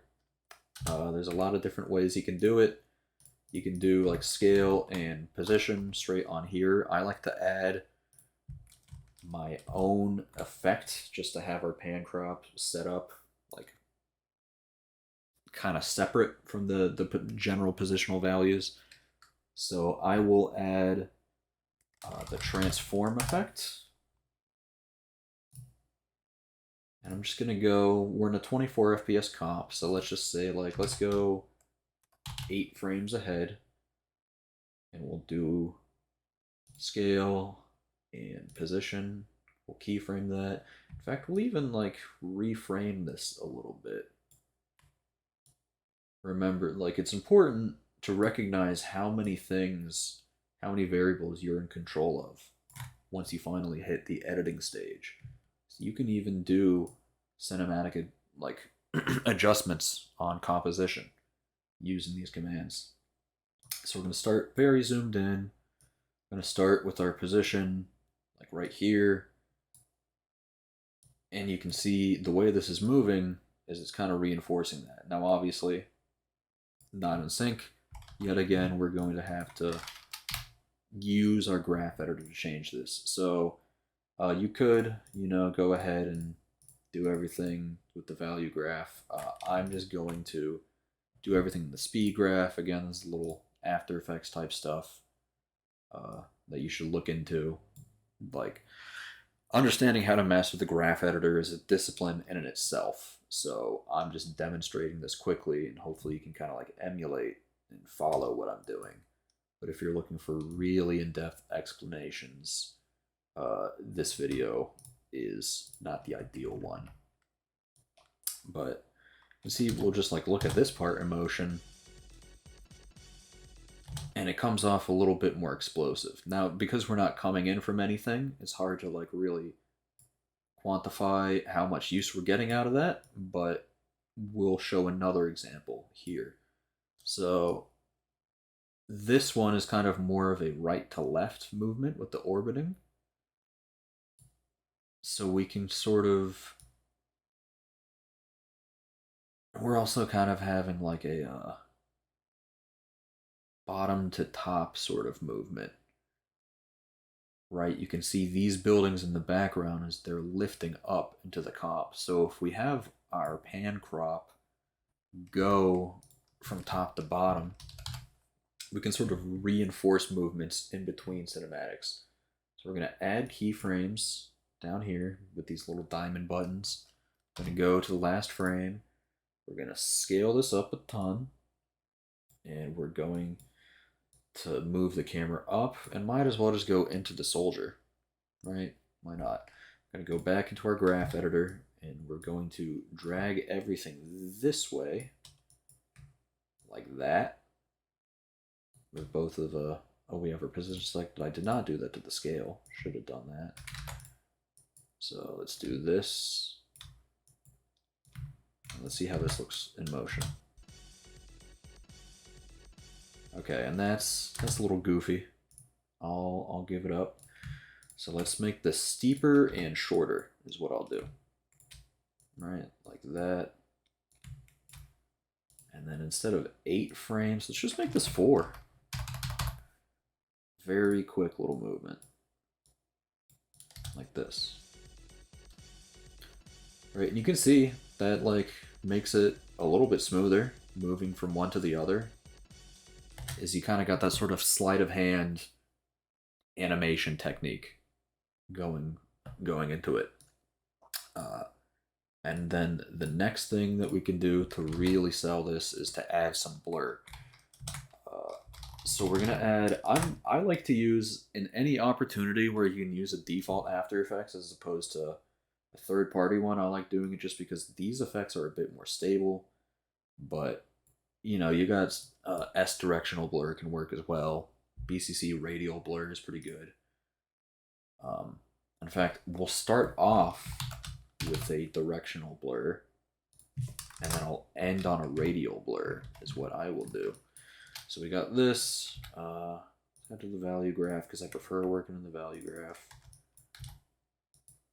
Let's just do it like that. And I don't like to have this as steep as possible when I'm animating my blurs, just because I like to let it linger a touch. Let's go ahead and do radial blur. Let's change this from spin to... Oh, you know what? I have the wrong radial blur. We want CC radial blur. We'll change this from scratch to centered zoom. And let's crank this up. And let's change the center to the soldier itself. And then we can like really crank it up. Something like that. Just to, oh, that's way too much. Just to sort of accentuate this pan crop that we got going on. And change that to 0. Let's go ahead, CC radial blur, and then change our graph editor just to have a bit of an explode out effect. Look at that in motion. That's pretty cool. I'm down with that. Let's add some pan crop to this cinematic, some pan crop and blur. So because we're zooming in here, you kind of want to reinforce that perhaps. So what's a way we could do that? Well, if you scale this like down, that doesn't really work. So we can perhaps throw on like a fisheye sort of thing.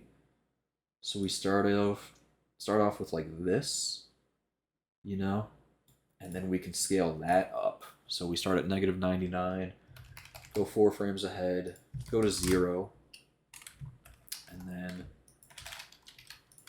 change our curves here, like that. Let's go to the first frame, and let's add a CC radial blur here. Let's do centered zoom, amount, maybe like 75. I like to throw this on top of the warp. No, I don't. That doesn't really change anything. You can see we have these some transparent textures. There's some transparent pixels on the side here. Enable transparency grid. You can see that the blur is actually getting rid of that. So, or getting, like, obscuring those pixels. So one thing, easy fix we can do, you could either just like duplicate this layer and take off the blur, and there you go, that fixes it. Another thing is recognize we have a completely solid skybox here, so why duplicate a layer where we have to process all these changing pixels and effects when you can just make it solid with the same color throw it behind, and then boom, it's perfect. So we got that going on. And we gotta tone our blur, get that animated down, so from 75 to 0. Let's do that. Kind of like that. There we go. And another thing, I'm gonna just throw some general fisheye on this anyways. I'm a bit of a fisheye head myself. I think it looks great. I think it's a cool effect. Let's tone this way down from 1 to maybe like 0.25. You can see we have this issue here with like this mirror reflection thing going on. If I turn on or turn off the solid, like you can really see it. So we're gonna have to punch in a little bit. So on Z distance, I change this from 1 to 0.9. There you go. In fact, let's change this to like 0.15, just to make it a little more subtle. Just like in that here, not that that's not a problem. And let's see what this entire sequence looks like in motion now.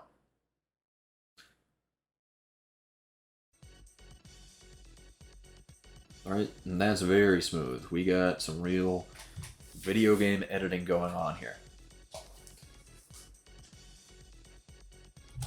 Okay, so now we want to get a cool little transition from here to here.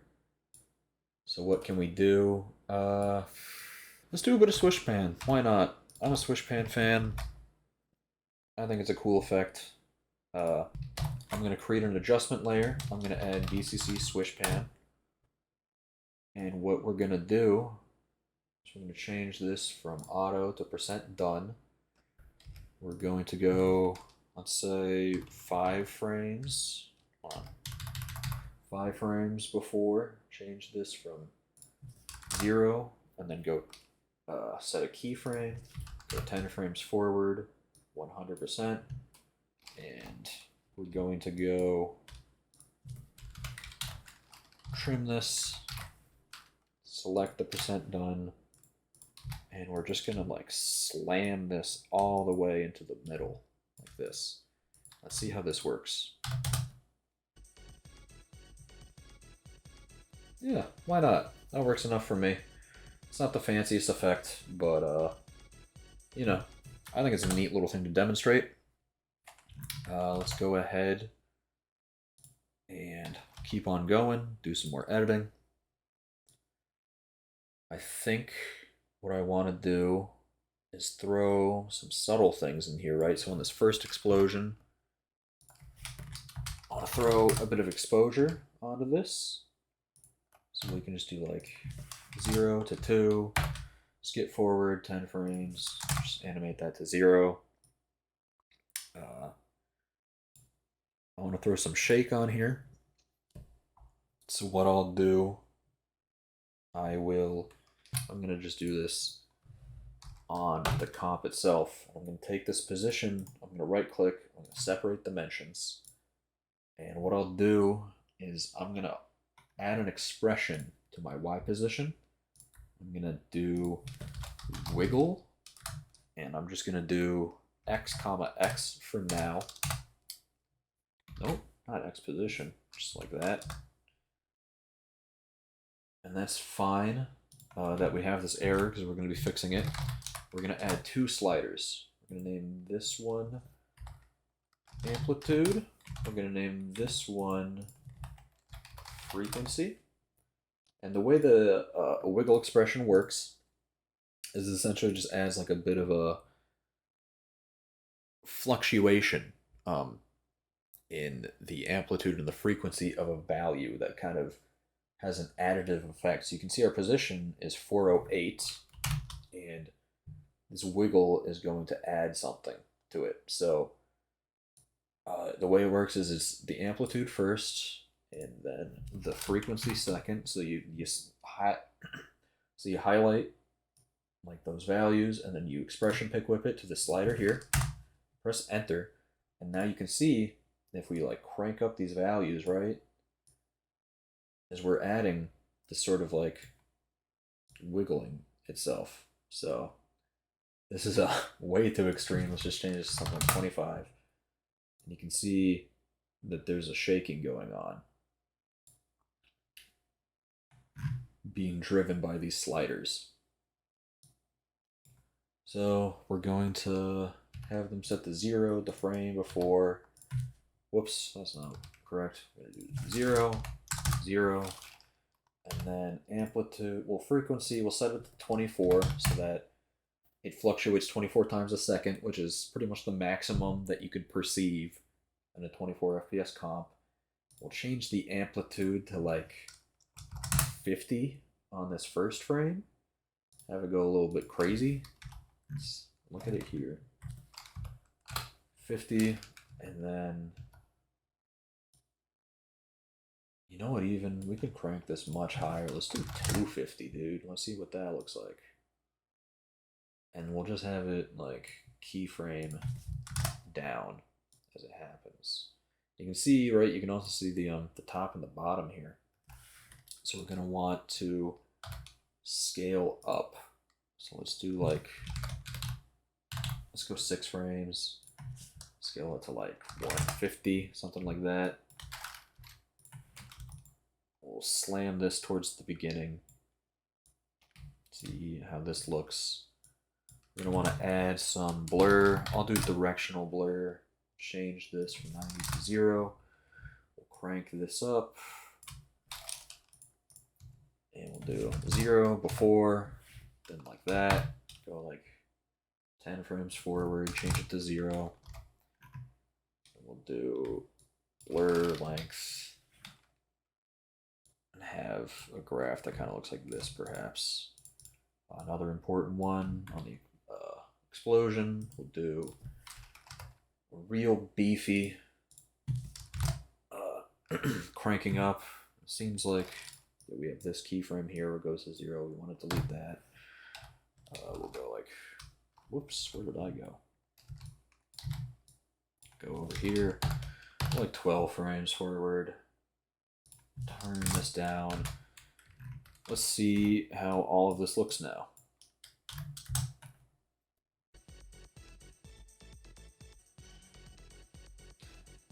All right, and let's see what this would look like if we don't turn down the opacity. Just to, you know, really get a sense of what our shake looks like. Yeah, that's fine. You know, it's not fancy at all. I'm sure there's many other tutorials out there that can teach you how to get like a, you know, a snazzier looking shake. But I ain't going crazy. We're gonna split this right here where it goes above the cinematic. I'm gonna change this to add just because I like that. Let's go ahead. I like to have a bit of vignette action going on. So I'll just throw s_vignette on here. This is kind of like, I guess there's CC vignette, but that one isn't as fun. This isn't a crazy effect. You know what? Let's get experimental. Why not? Let's head into our comp. I'm gonna throw the vignette behind the gibs. So here's what we'll do. So we'll use our depth layer as a track matte. If we solo this, change that to Luma matte, invert this. You know what? Let's get a second depth going on just for this. So we'll do that. Turn on the visibility of this, solo this, go back to our levels and just like really crush it so that the only thing we got going on is our gibs. We're doing this for the purpose of vignette, so it doesn't really matter if this is perfect or not. We'll turn this off. Let's throw an adjustment layer underneath the top thing. Do vignette. You can see now we got a vignette that's not applying to our gibs. Which I don't know. I think that's neat. It's not mathematically accurate if we're considering lenses and how things can actually be filmed. But that's the magic of editing, is we can do whatever we want. So we're here now. And I think I just want this to fade out as we keep on going. So something like this. Let's watch our whole edit now.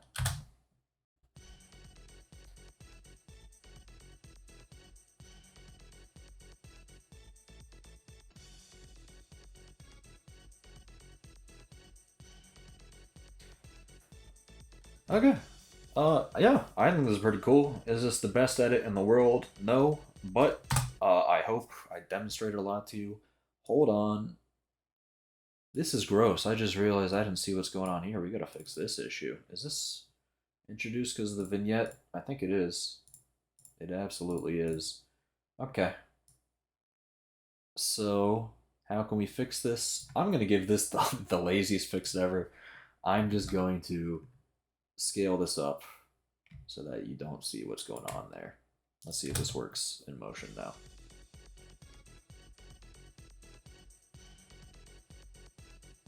No, not the whole way. We gotta like do this. I'll even like center this a little bit. No, can't do that. Okay, now let's see.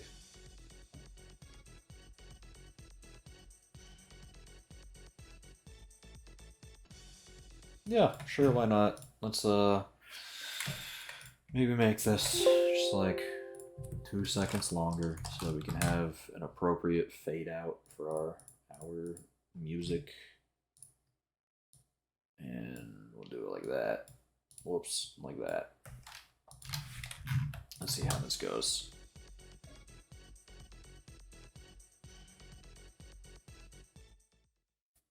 That goes way too fast. Well, maybe we do like -48. Yeah, sure, why not? I don't know. You shouldn't be doing audio in After Effects anyways. So, just like everything, I could tweak this for a million years, get it looking perfect.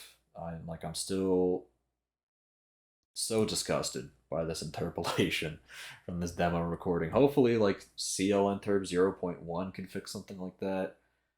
Maybe just like it would look better just on a different day. TF2 is kind of volatile like that. But this is how to make an edit. You know.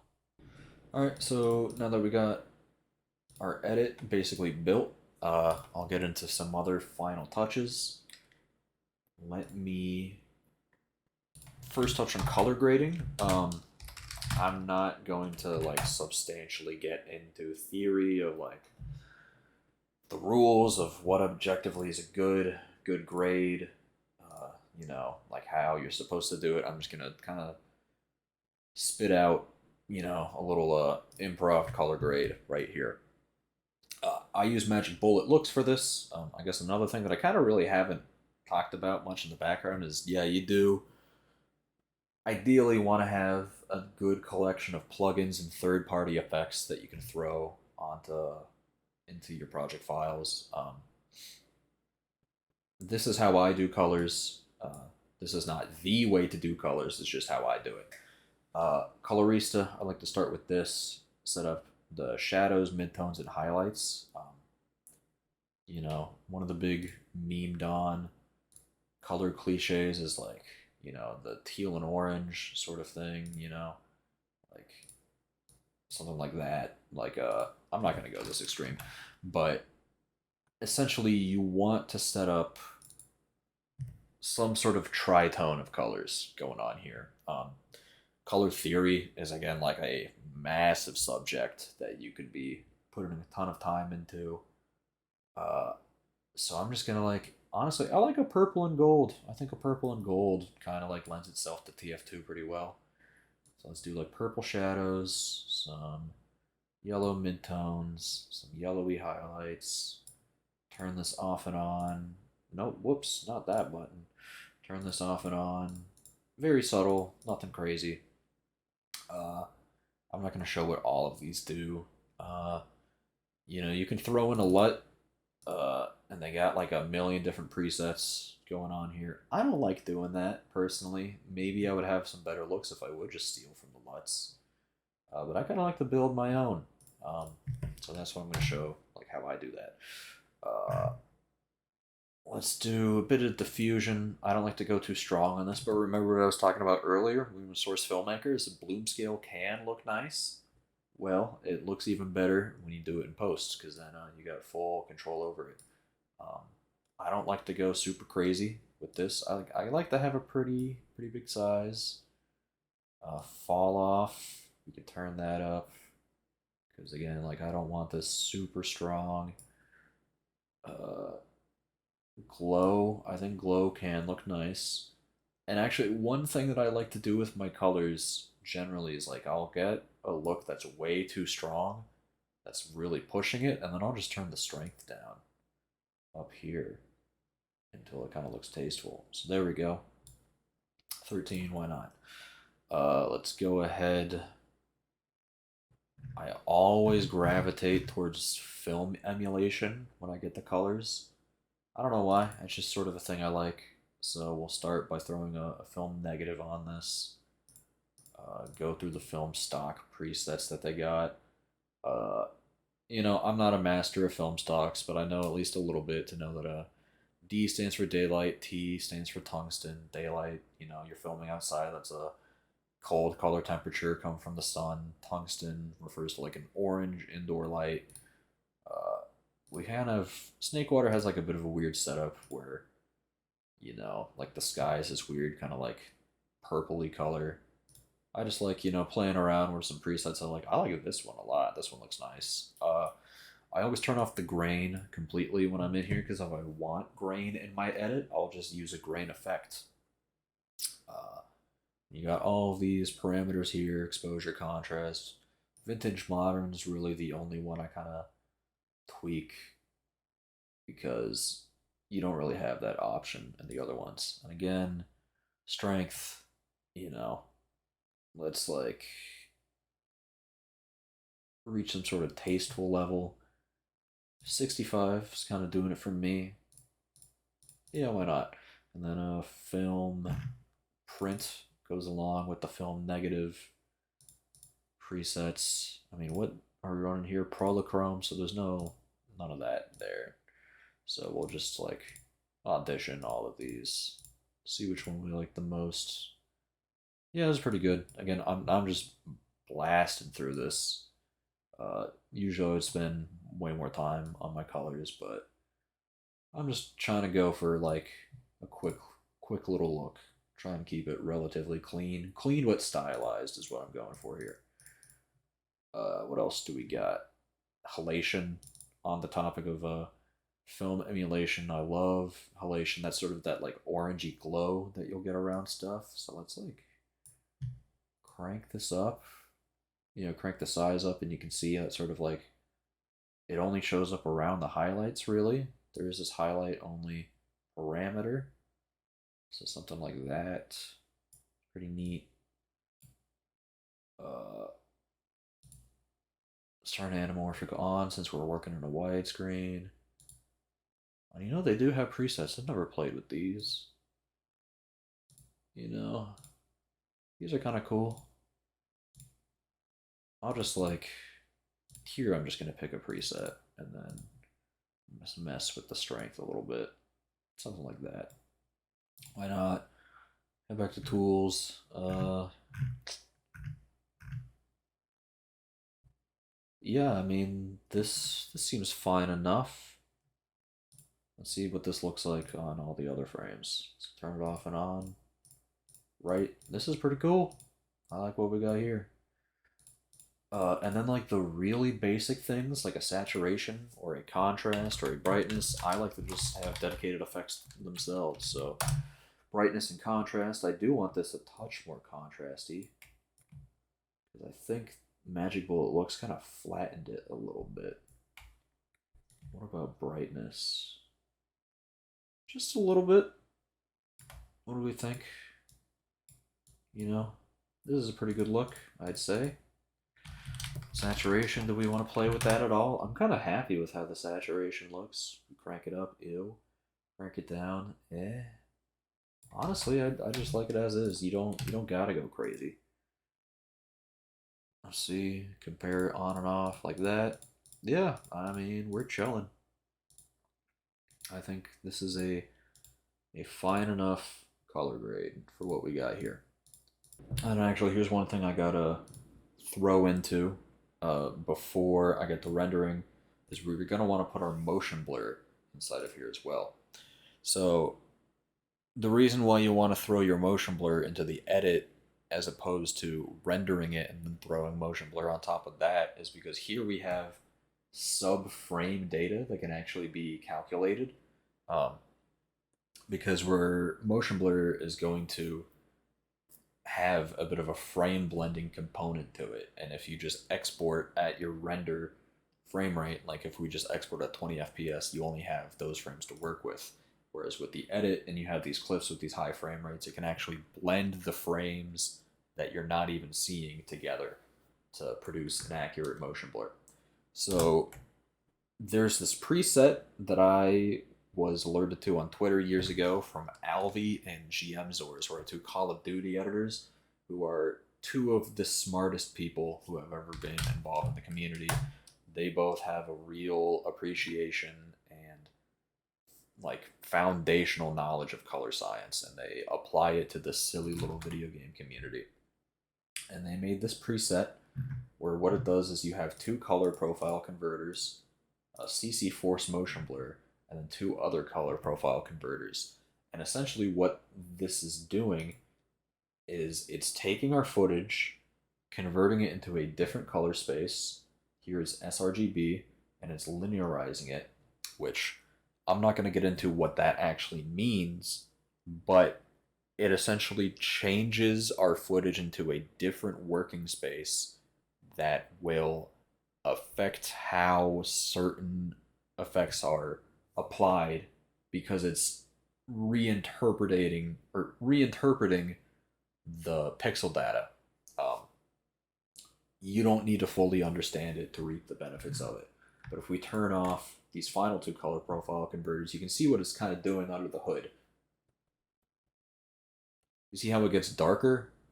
What it's doing is it converts our footage so that it looks like this, then it throws the motion blur on, then it converts it back into this viewable space. So another thing we need to do, we need to select all of our clips here. We need to do frame blending, and we need to do pixel motion. And in fact, I think we need to go into our comps as well and do that on the actual clips themselves.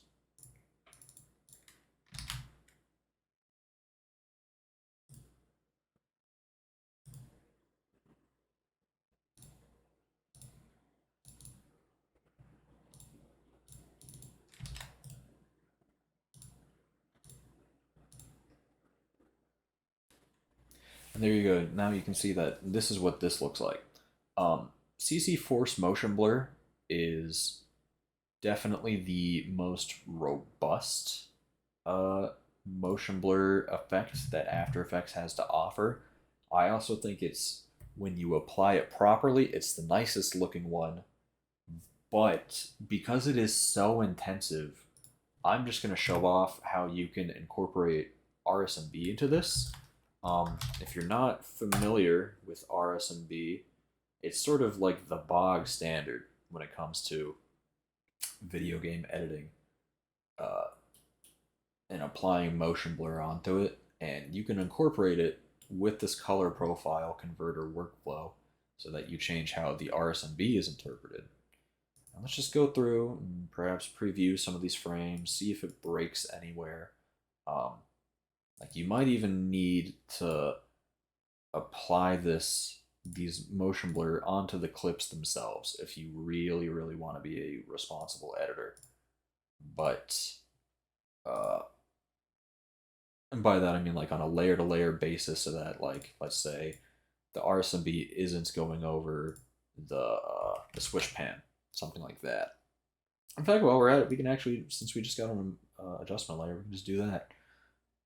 Put our switch pan above our motion blur and our colors. That's just one instance. But yeah, I mean, this looks alright enough to me. I like the default RSMB settings are honestly pretty good. They're fine. So this works out for me. So we're gonna go ahead and render this. Select the composition we're working in, edit, and we're going to do File, Export, Add a Render Queue. I did a version already, had to redo this. We're going to take this output module where it says H.264, We're going to change that to PNG sequence. Hit OK. Going to change our output. I have this folder here that I'm working in, the editing guide, doodad. We got this. I'm going to delete this export from earlier. And we're just going to export in here. Oh, we also have the save and subfolder button. I'm going to uncheck that. What this does is it creates a folder, so that 1080, or that folder that I just deleted, that was created because I didn't uncheck that before. But yeah, if you uncheck save and subfolder, you're just going to get an entire image sequence being exported here. That's the thing that you got to be really careful of. If you export an image sequence, like let's say to your desktop, then that you're going to have a bad time because you're just going to have a million files all over the place. Okay, let's render. I also think looking at your edit as it's rendering is honestly a pretty useful practice, because you can see frame by frame any issues that you might want to go back and look at. And as we can see, right, there is a bit of artifacting going on from our motion blur. I'm lazy. I'm very lazy, and I often just leave these in. But I will go ahead and watch this render, and I will cut back and show you how I prep this for YouTube quality. Oh, and one other thing I gotta mention, because I'm a goofball and I just tried to render this and it didn't work, you need to throw a black solid under everything whenever you have RSMB like this, because RSMB cannot process transparent pixels, which is what we're getting, right? If you look here how we fade out, you can see turn our transparency grid on. We have these transparent pixels. So you just need to throw a black solid underneath everything. That's the easy fix that everybody's been jumping to for years. All right, just rendered that. We're going to go to File, Import. We're going to head to where we exported to. So we got this. Going to click on that first frame, PNG sequence. I'm going to import it. I'm going to interpret the footage. Main, change that to 24. We're going to right click, new comp from selection. Control K, we'll rename this to render. Look at that awesome little RSMB artifacting right there again. You know, it's worth paying attention to. We're going to go back into our editing comp. We're going to take our music. We're going to copy this, paste it back in, because now we're going to actually render a video. We're going to hit Control K to look at our settings here. And this is where we're going to be doing our upscaling. So width, we have log aspect ratio change here. If you just do *2, After Effects can actually run math, so that's ×2. There you go. Now we have a 4K comp. Gonna double our frame rate, 24 to 48. Hit enter. We're gonna select our render. We're gonna do Control-Alt-F, and that's gonna fit it to our composition. And then we're going to sharpen. This is one step I like to do at the end. And these sharpen settings are courtesy of my very good friend Stu. So thank you, Stu. I still use these settings, and I still dig through our DMs to find these values every time. So he uses a couple of third-party plugins for these, BCC and Sapphire. We have BCC Unsharp Mask. We have the radius at the 1. The amount is at the 100. And then we're going to add another effect, S_sharpen. And the sharpen amplitude is at the 0.2. Everything else is just left to default. And you can see if we turn these on and off, right, we got a bit of a, like, it looks like it's adding more detail. That's not literally what we're doing. We're kind of just like, accentuating elements that are already there. This is a neat little effect to throw in right at the end. And you do want to do it on the 4K render, not on your 1080 one, because now we do have like more pixels to be working with. All right, and then the next step we're gonna do is actually setting up the render. So we kind of got 2 more renders in our future here. So let's add this to the render queue. I'm gonna change this from an H.264. I'm gonna set it to an AVI. I'm gonna have format options, leave it at none. I think the smart editor is probably using QuickTime and doing a .move, and maybe using like ProRes or whatever. I just stick with what I know. I know AVI is kind of an ancient format, but we'll just leave it at that. Format options, none, audio, video, all that, and it's just going to export this 4K uncompressed 48 FPS video.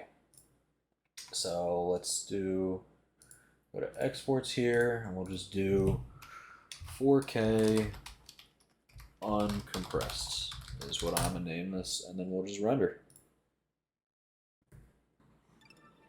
All right, so now that we got that rendered, we're gonna open up Handbrake, which has been a staple of the editing community for a hot minute now. Great way to process all of your stuff right at the end.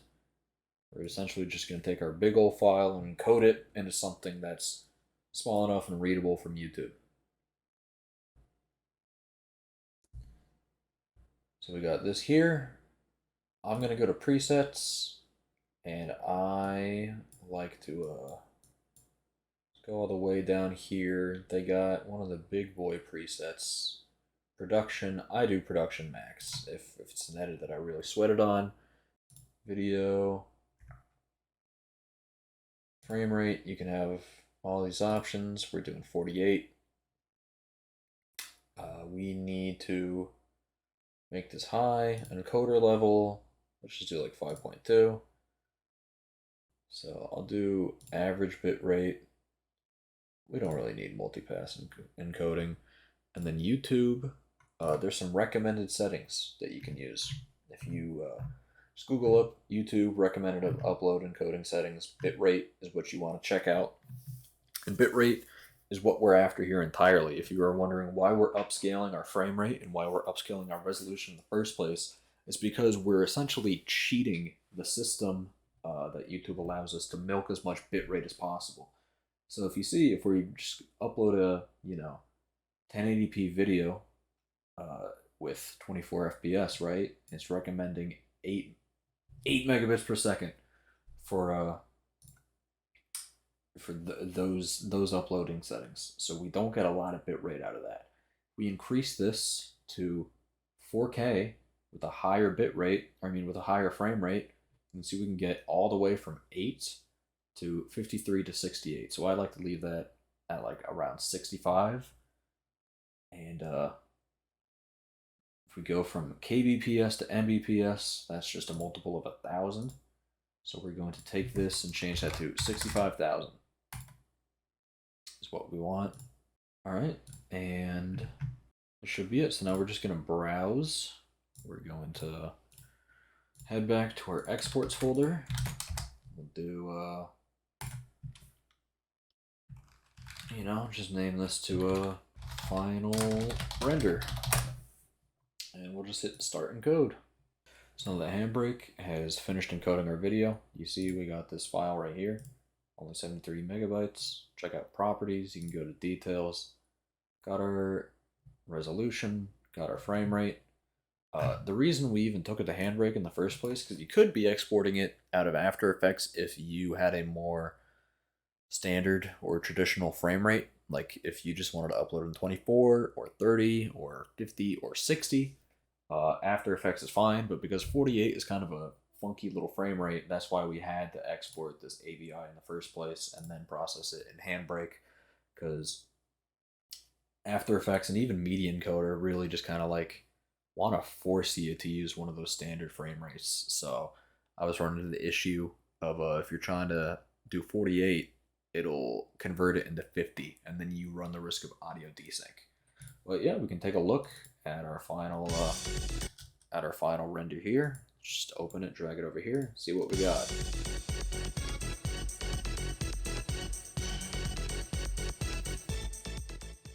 It's all right, not perfect, but demonstration purposes, I'm happy enough. So that's about it for our standard editing demonstrations here, but I'll throw in one more section with a handful of miscellaneous tips. Alright, wow, this video is showing up to be much longer than I was anticipating, but we're in the home stretch here. That first portion that was all showing off like the edit start to finish thing, this is just going to be a bunch of miscellaneous tips from here on out that I feel like are worth bringing up. So as you can see here, we're back in Source Filmmaker. We have our view model loaded up as we exported it from HLE. And I just want to talk about a few neat little tricks that I got. I'm not going to be going super detailed, but I'd like to bring up one cool thing that I really like doing whenever I got my view models in Source Filmmakers. I like to light my view models. I think it's just a really fun and neat thing to be doing. Nothing too complicated, nothing too crazy. Like it's not the most technical revolution you could be making, but I think it's just a cool thing to draw attention to. And we do it the same way as we did that one cinematic, where it's just, you know, you go ahead and you lock your light to your view model, right? Just do that with playhead. There you go, we got that. Obviously you can see the FOV is a bit much, so we just handle that pretty simply. Just select our camera. We can go ahead and just lower. Oh, whoops, I got the wrong camera selected. We just select AFX cam, take the field of view, drop that down. Pretty simple. If you want to be recording your view model on a separate pass, you could try and finagle it with the green screen panels or the green screen bubble or what have you. Here's a little solution I like to do, because again, as I brought up earlier when we were working with Sparkly, I like to avoid green screening whenever I can. And Source Filmmaker does give us an opportunity to build a mat using material replacements.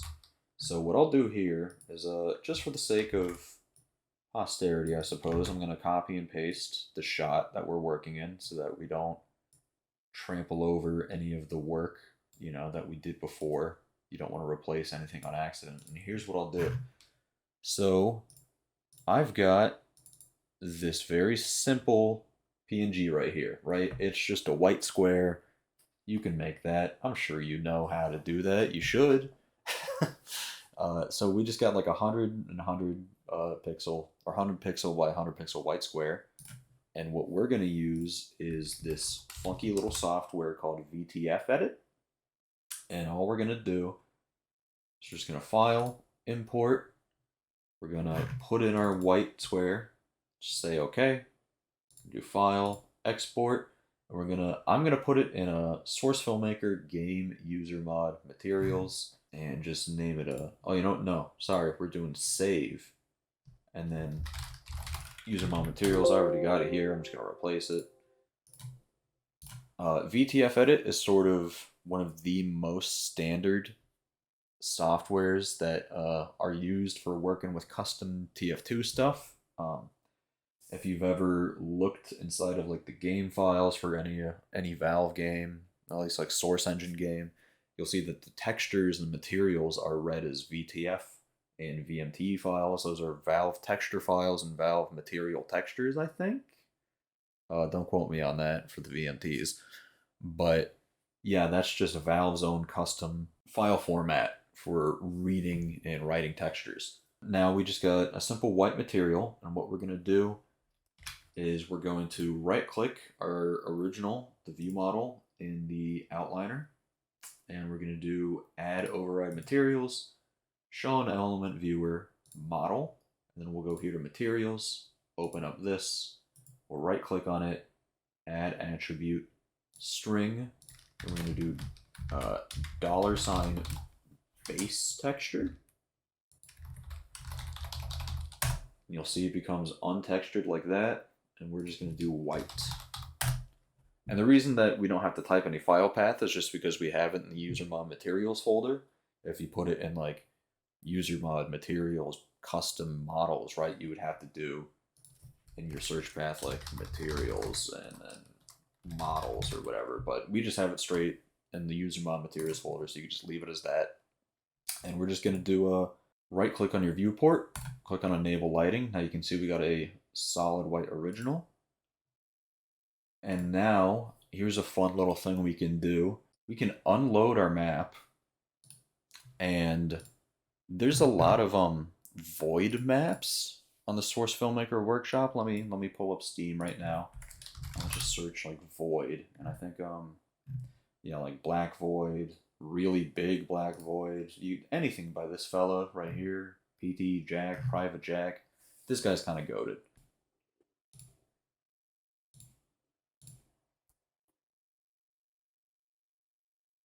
Here we go.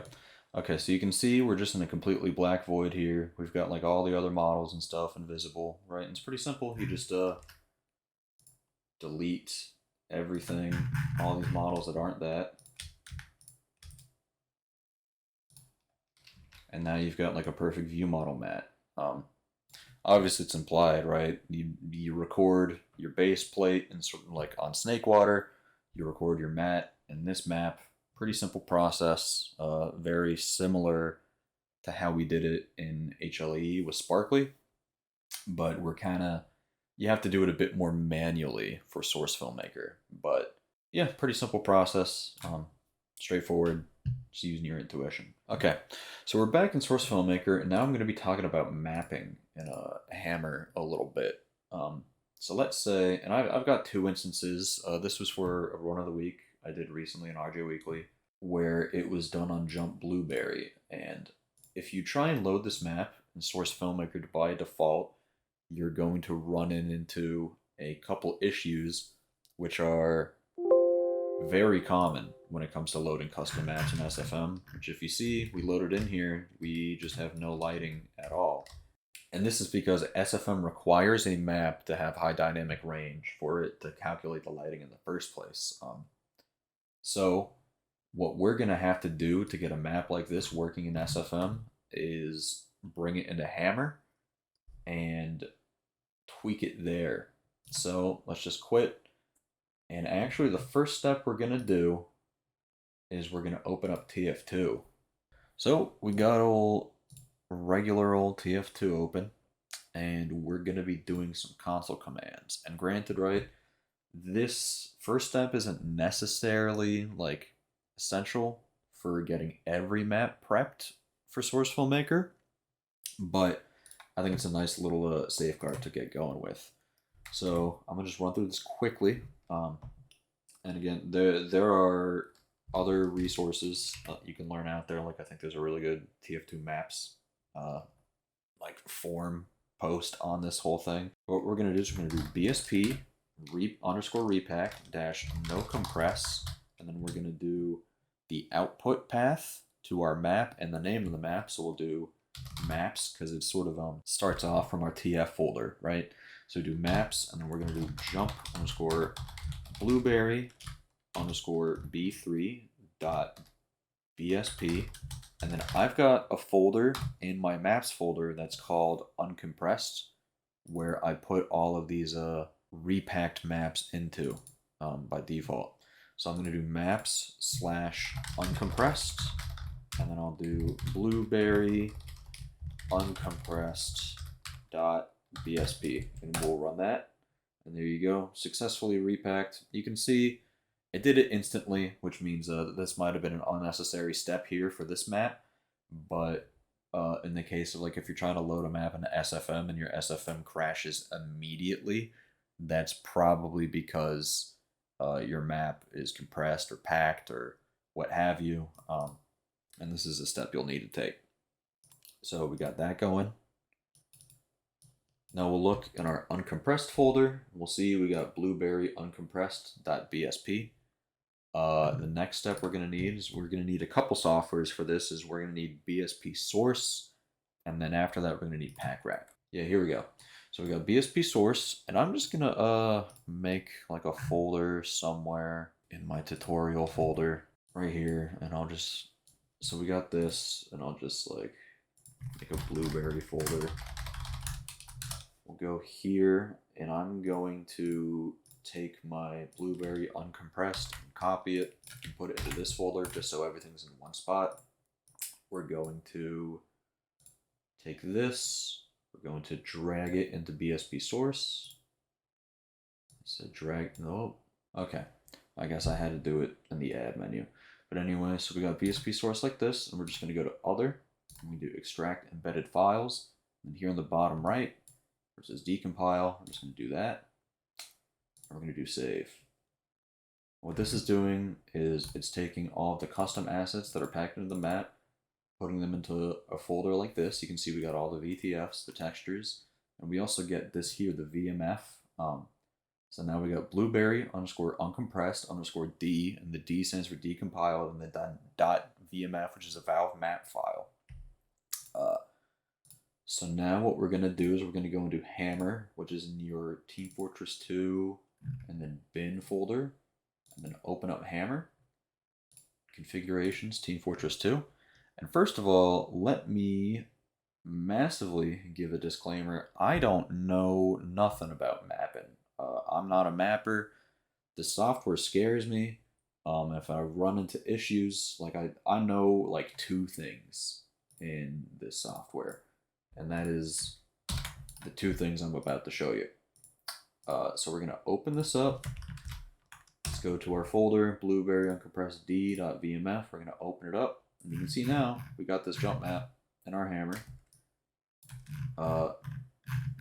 If you're trying to move around here, like if this is your first time opening up Hammer, hold space, you can left click and drag like that. And I just keep this simple, right? So I think it's, yep, this white thing here, doodad, you click on this, is the block tool.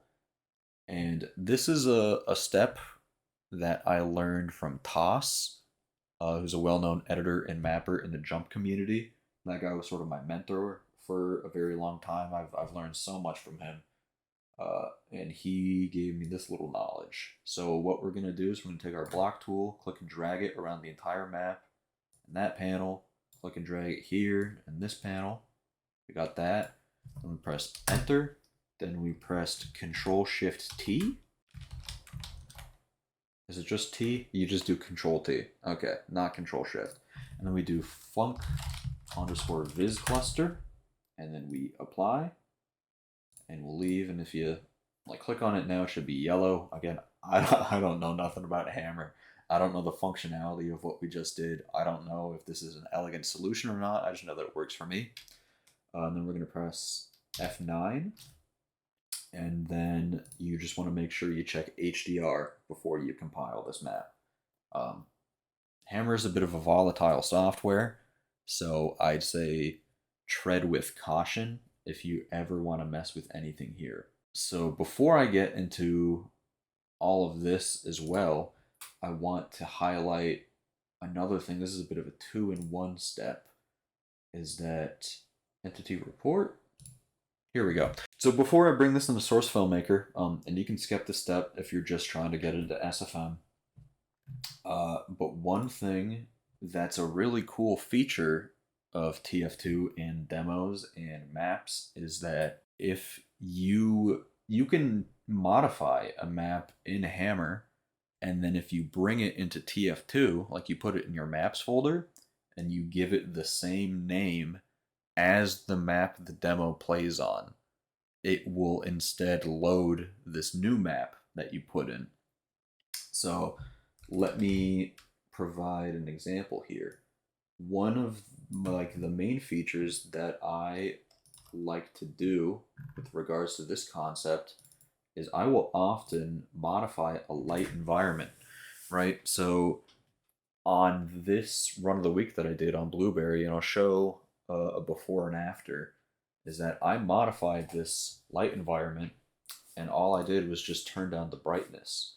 I believe the way I did it was I just went to the pick color, and I just toned down like the luminance value to make it less blown out in the light environment. And that's one of the things I like to do. Generally, if you're trying to modify a map in Hammer and then get it to work in TF2, you only really want to be messing with materials and lighting. I think once you start to mess with models, that's when TF2 is going to start to crash when you load the demo on the new map. So it gets a little funky. So be careful with what you're doing. But yeah, light environments are a fun thing to play with. I think like 3 Clicks Philip has a tutorial. That's what I watched on like how to mess with this. You can change the angle that the light comes at. You can change the color. It's a fun thing to play with in the world of editing, and I've used it a couple times. But we're just gonna leave this as is. Let's just get going to compiling it for Source Filmmaker. We'll click OK. Let this run. All right, so Hammer came through for us. This was a pretty friendly compiling. Like yet another disclaimer, I've had this process break on me many times, especially with more complicated maps. Smarter Hammer understanders than me could probably do much more to get a map working in the Source Filmmaker than I currently do, and this is a topic that you could do a lot more research on. This is just my quick little tip. But you can see here in our folder that we have blueberry uncompressed d.bsp, and now what we need to do is we need to open up packrat. So let me get that going. We have this, and you're gonna need to go to your folder. So let's do go into our editing guide, map tutorial, blueberry. We have blueberry uncompressed d. Now we're just gonna do file, add, and then we're gonna need to go back to that folder again. So this one, blueberry uncompressed d, and you know, we'll just click on this folder. We'll click open. We'll say yes to all. Do file, save, BSP. We'll do blueberry. We can name this just like, I don't know, jump blueberry HDR. I'll name it VO2 because I already did this for my run. So you name it whatever you want. And then we'll go ahead and go to our common Source Filmmaker, game, user mod, maps. Put that in there. And now let's head on over to Source Filmmaker. You see now if we do load map, we got blueberry. We now have this new map that we just made, blueberry HDR VO2. We'll open this up. And there you go. We got this going on. Results may vary, but that is the most basic and straightforward way to get a map that was previously not working in SFM and get it working in SFM. Okay, we're back here in TF2. This is the final step of this long ass tutorial. This is just another random clip I got from Land Down Under 2025. We already have our VDM set up. We're just gonna edit it in here. And the step I'm gonna be going over now is exporting camera data into After Effects using merv_cam.io. So we're just going to rewrite these commands. So we'll do sf recorder start semicolon, and then we'll do merv_cam.io export start, and then we'll name this Aaron cam.io. And then we'll do, for our end command, we'll just do sf recorder stop merv cam.io export end. And there we go. And you want to be doing your cam export at the same time as your recorder because you can do it after the fact. But again, TF2 demos are a little wonky, and you run the risk of desync. Alright, so we're here in After Effects. We got our setup, you know, got our plate, view model, whatever. And we also have, if you look in your Team Fortress 2 folder, we have this new outputted file, this cam.io file. It's literally just a file. It doesn't have like any sort of extension to it. It just contains data in it.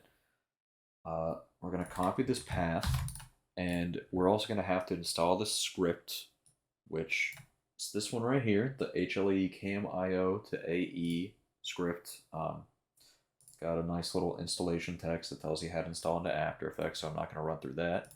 But what I will run through is if we just go to File, and then Scripts, and then we get a HLE, cam.io to AE, and we import this. Let's go to our path, import this one right here. We'll click OK. We've now got a corresponding 3D camera in After Effects. that has all the data from what we exported. So if we go ahead and we press like P, for instance, you can see these are all the positional keyframes. You can see this is the value it starts on.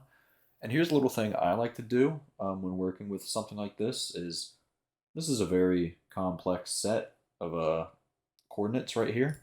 So I like to create a null in my scene with a Control-Alt-Shift-Y. And then what I'm going to do is I'm going to take this keyframe right here.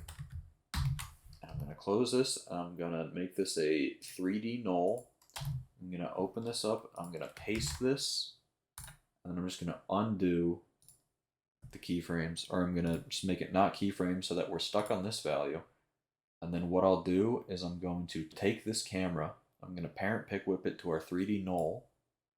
And then I'm going to set our null to 0, 0, 0 at world origin. And now our camera starts at world origin, despite the fact that it originally began with that really complicated value. And now what we can do, right, let's just do text. So I don't know, we just do that, right? And we can make this 3D text. And let's perhaps go to our top camera and see where it is. So it's very close to our scene. You can just move it in place like this. I'm also assuming you know a touch of it about After Effects 3D software if you're messing with this tech. It's kind of a given. And there you go. You can see we got our text in our scene right there. Very close. Just like move it a bit back like that. Let's go ahead and move it under our view model. And you can see, look, now we got a perfectly tracked 3D elements in our scene. Very easy, very simple. That's the magic of a Cam.io. Here's this very niche little thing we got going on here. And again, I got this from TOS way back in the day. And this is a website you can find. This is made by Casual Hacks, who is a figure in the jump community, kind of known for that one stream highlight of the "he doesn't believe it" Aurora thing and the Run of the Week 100 controversy.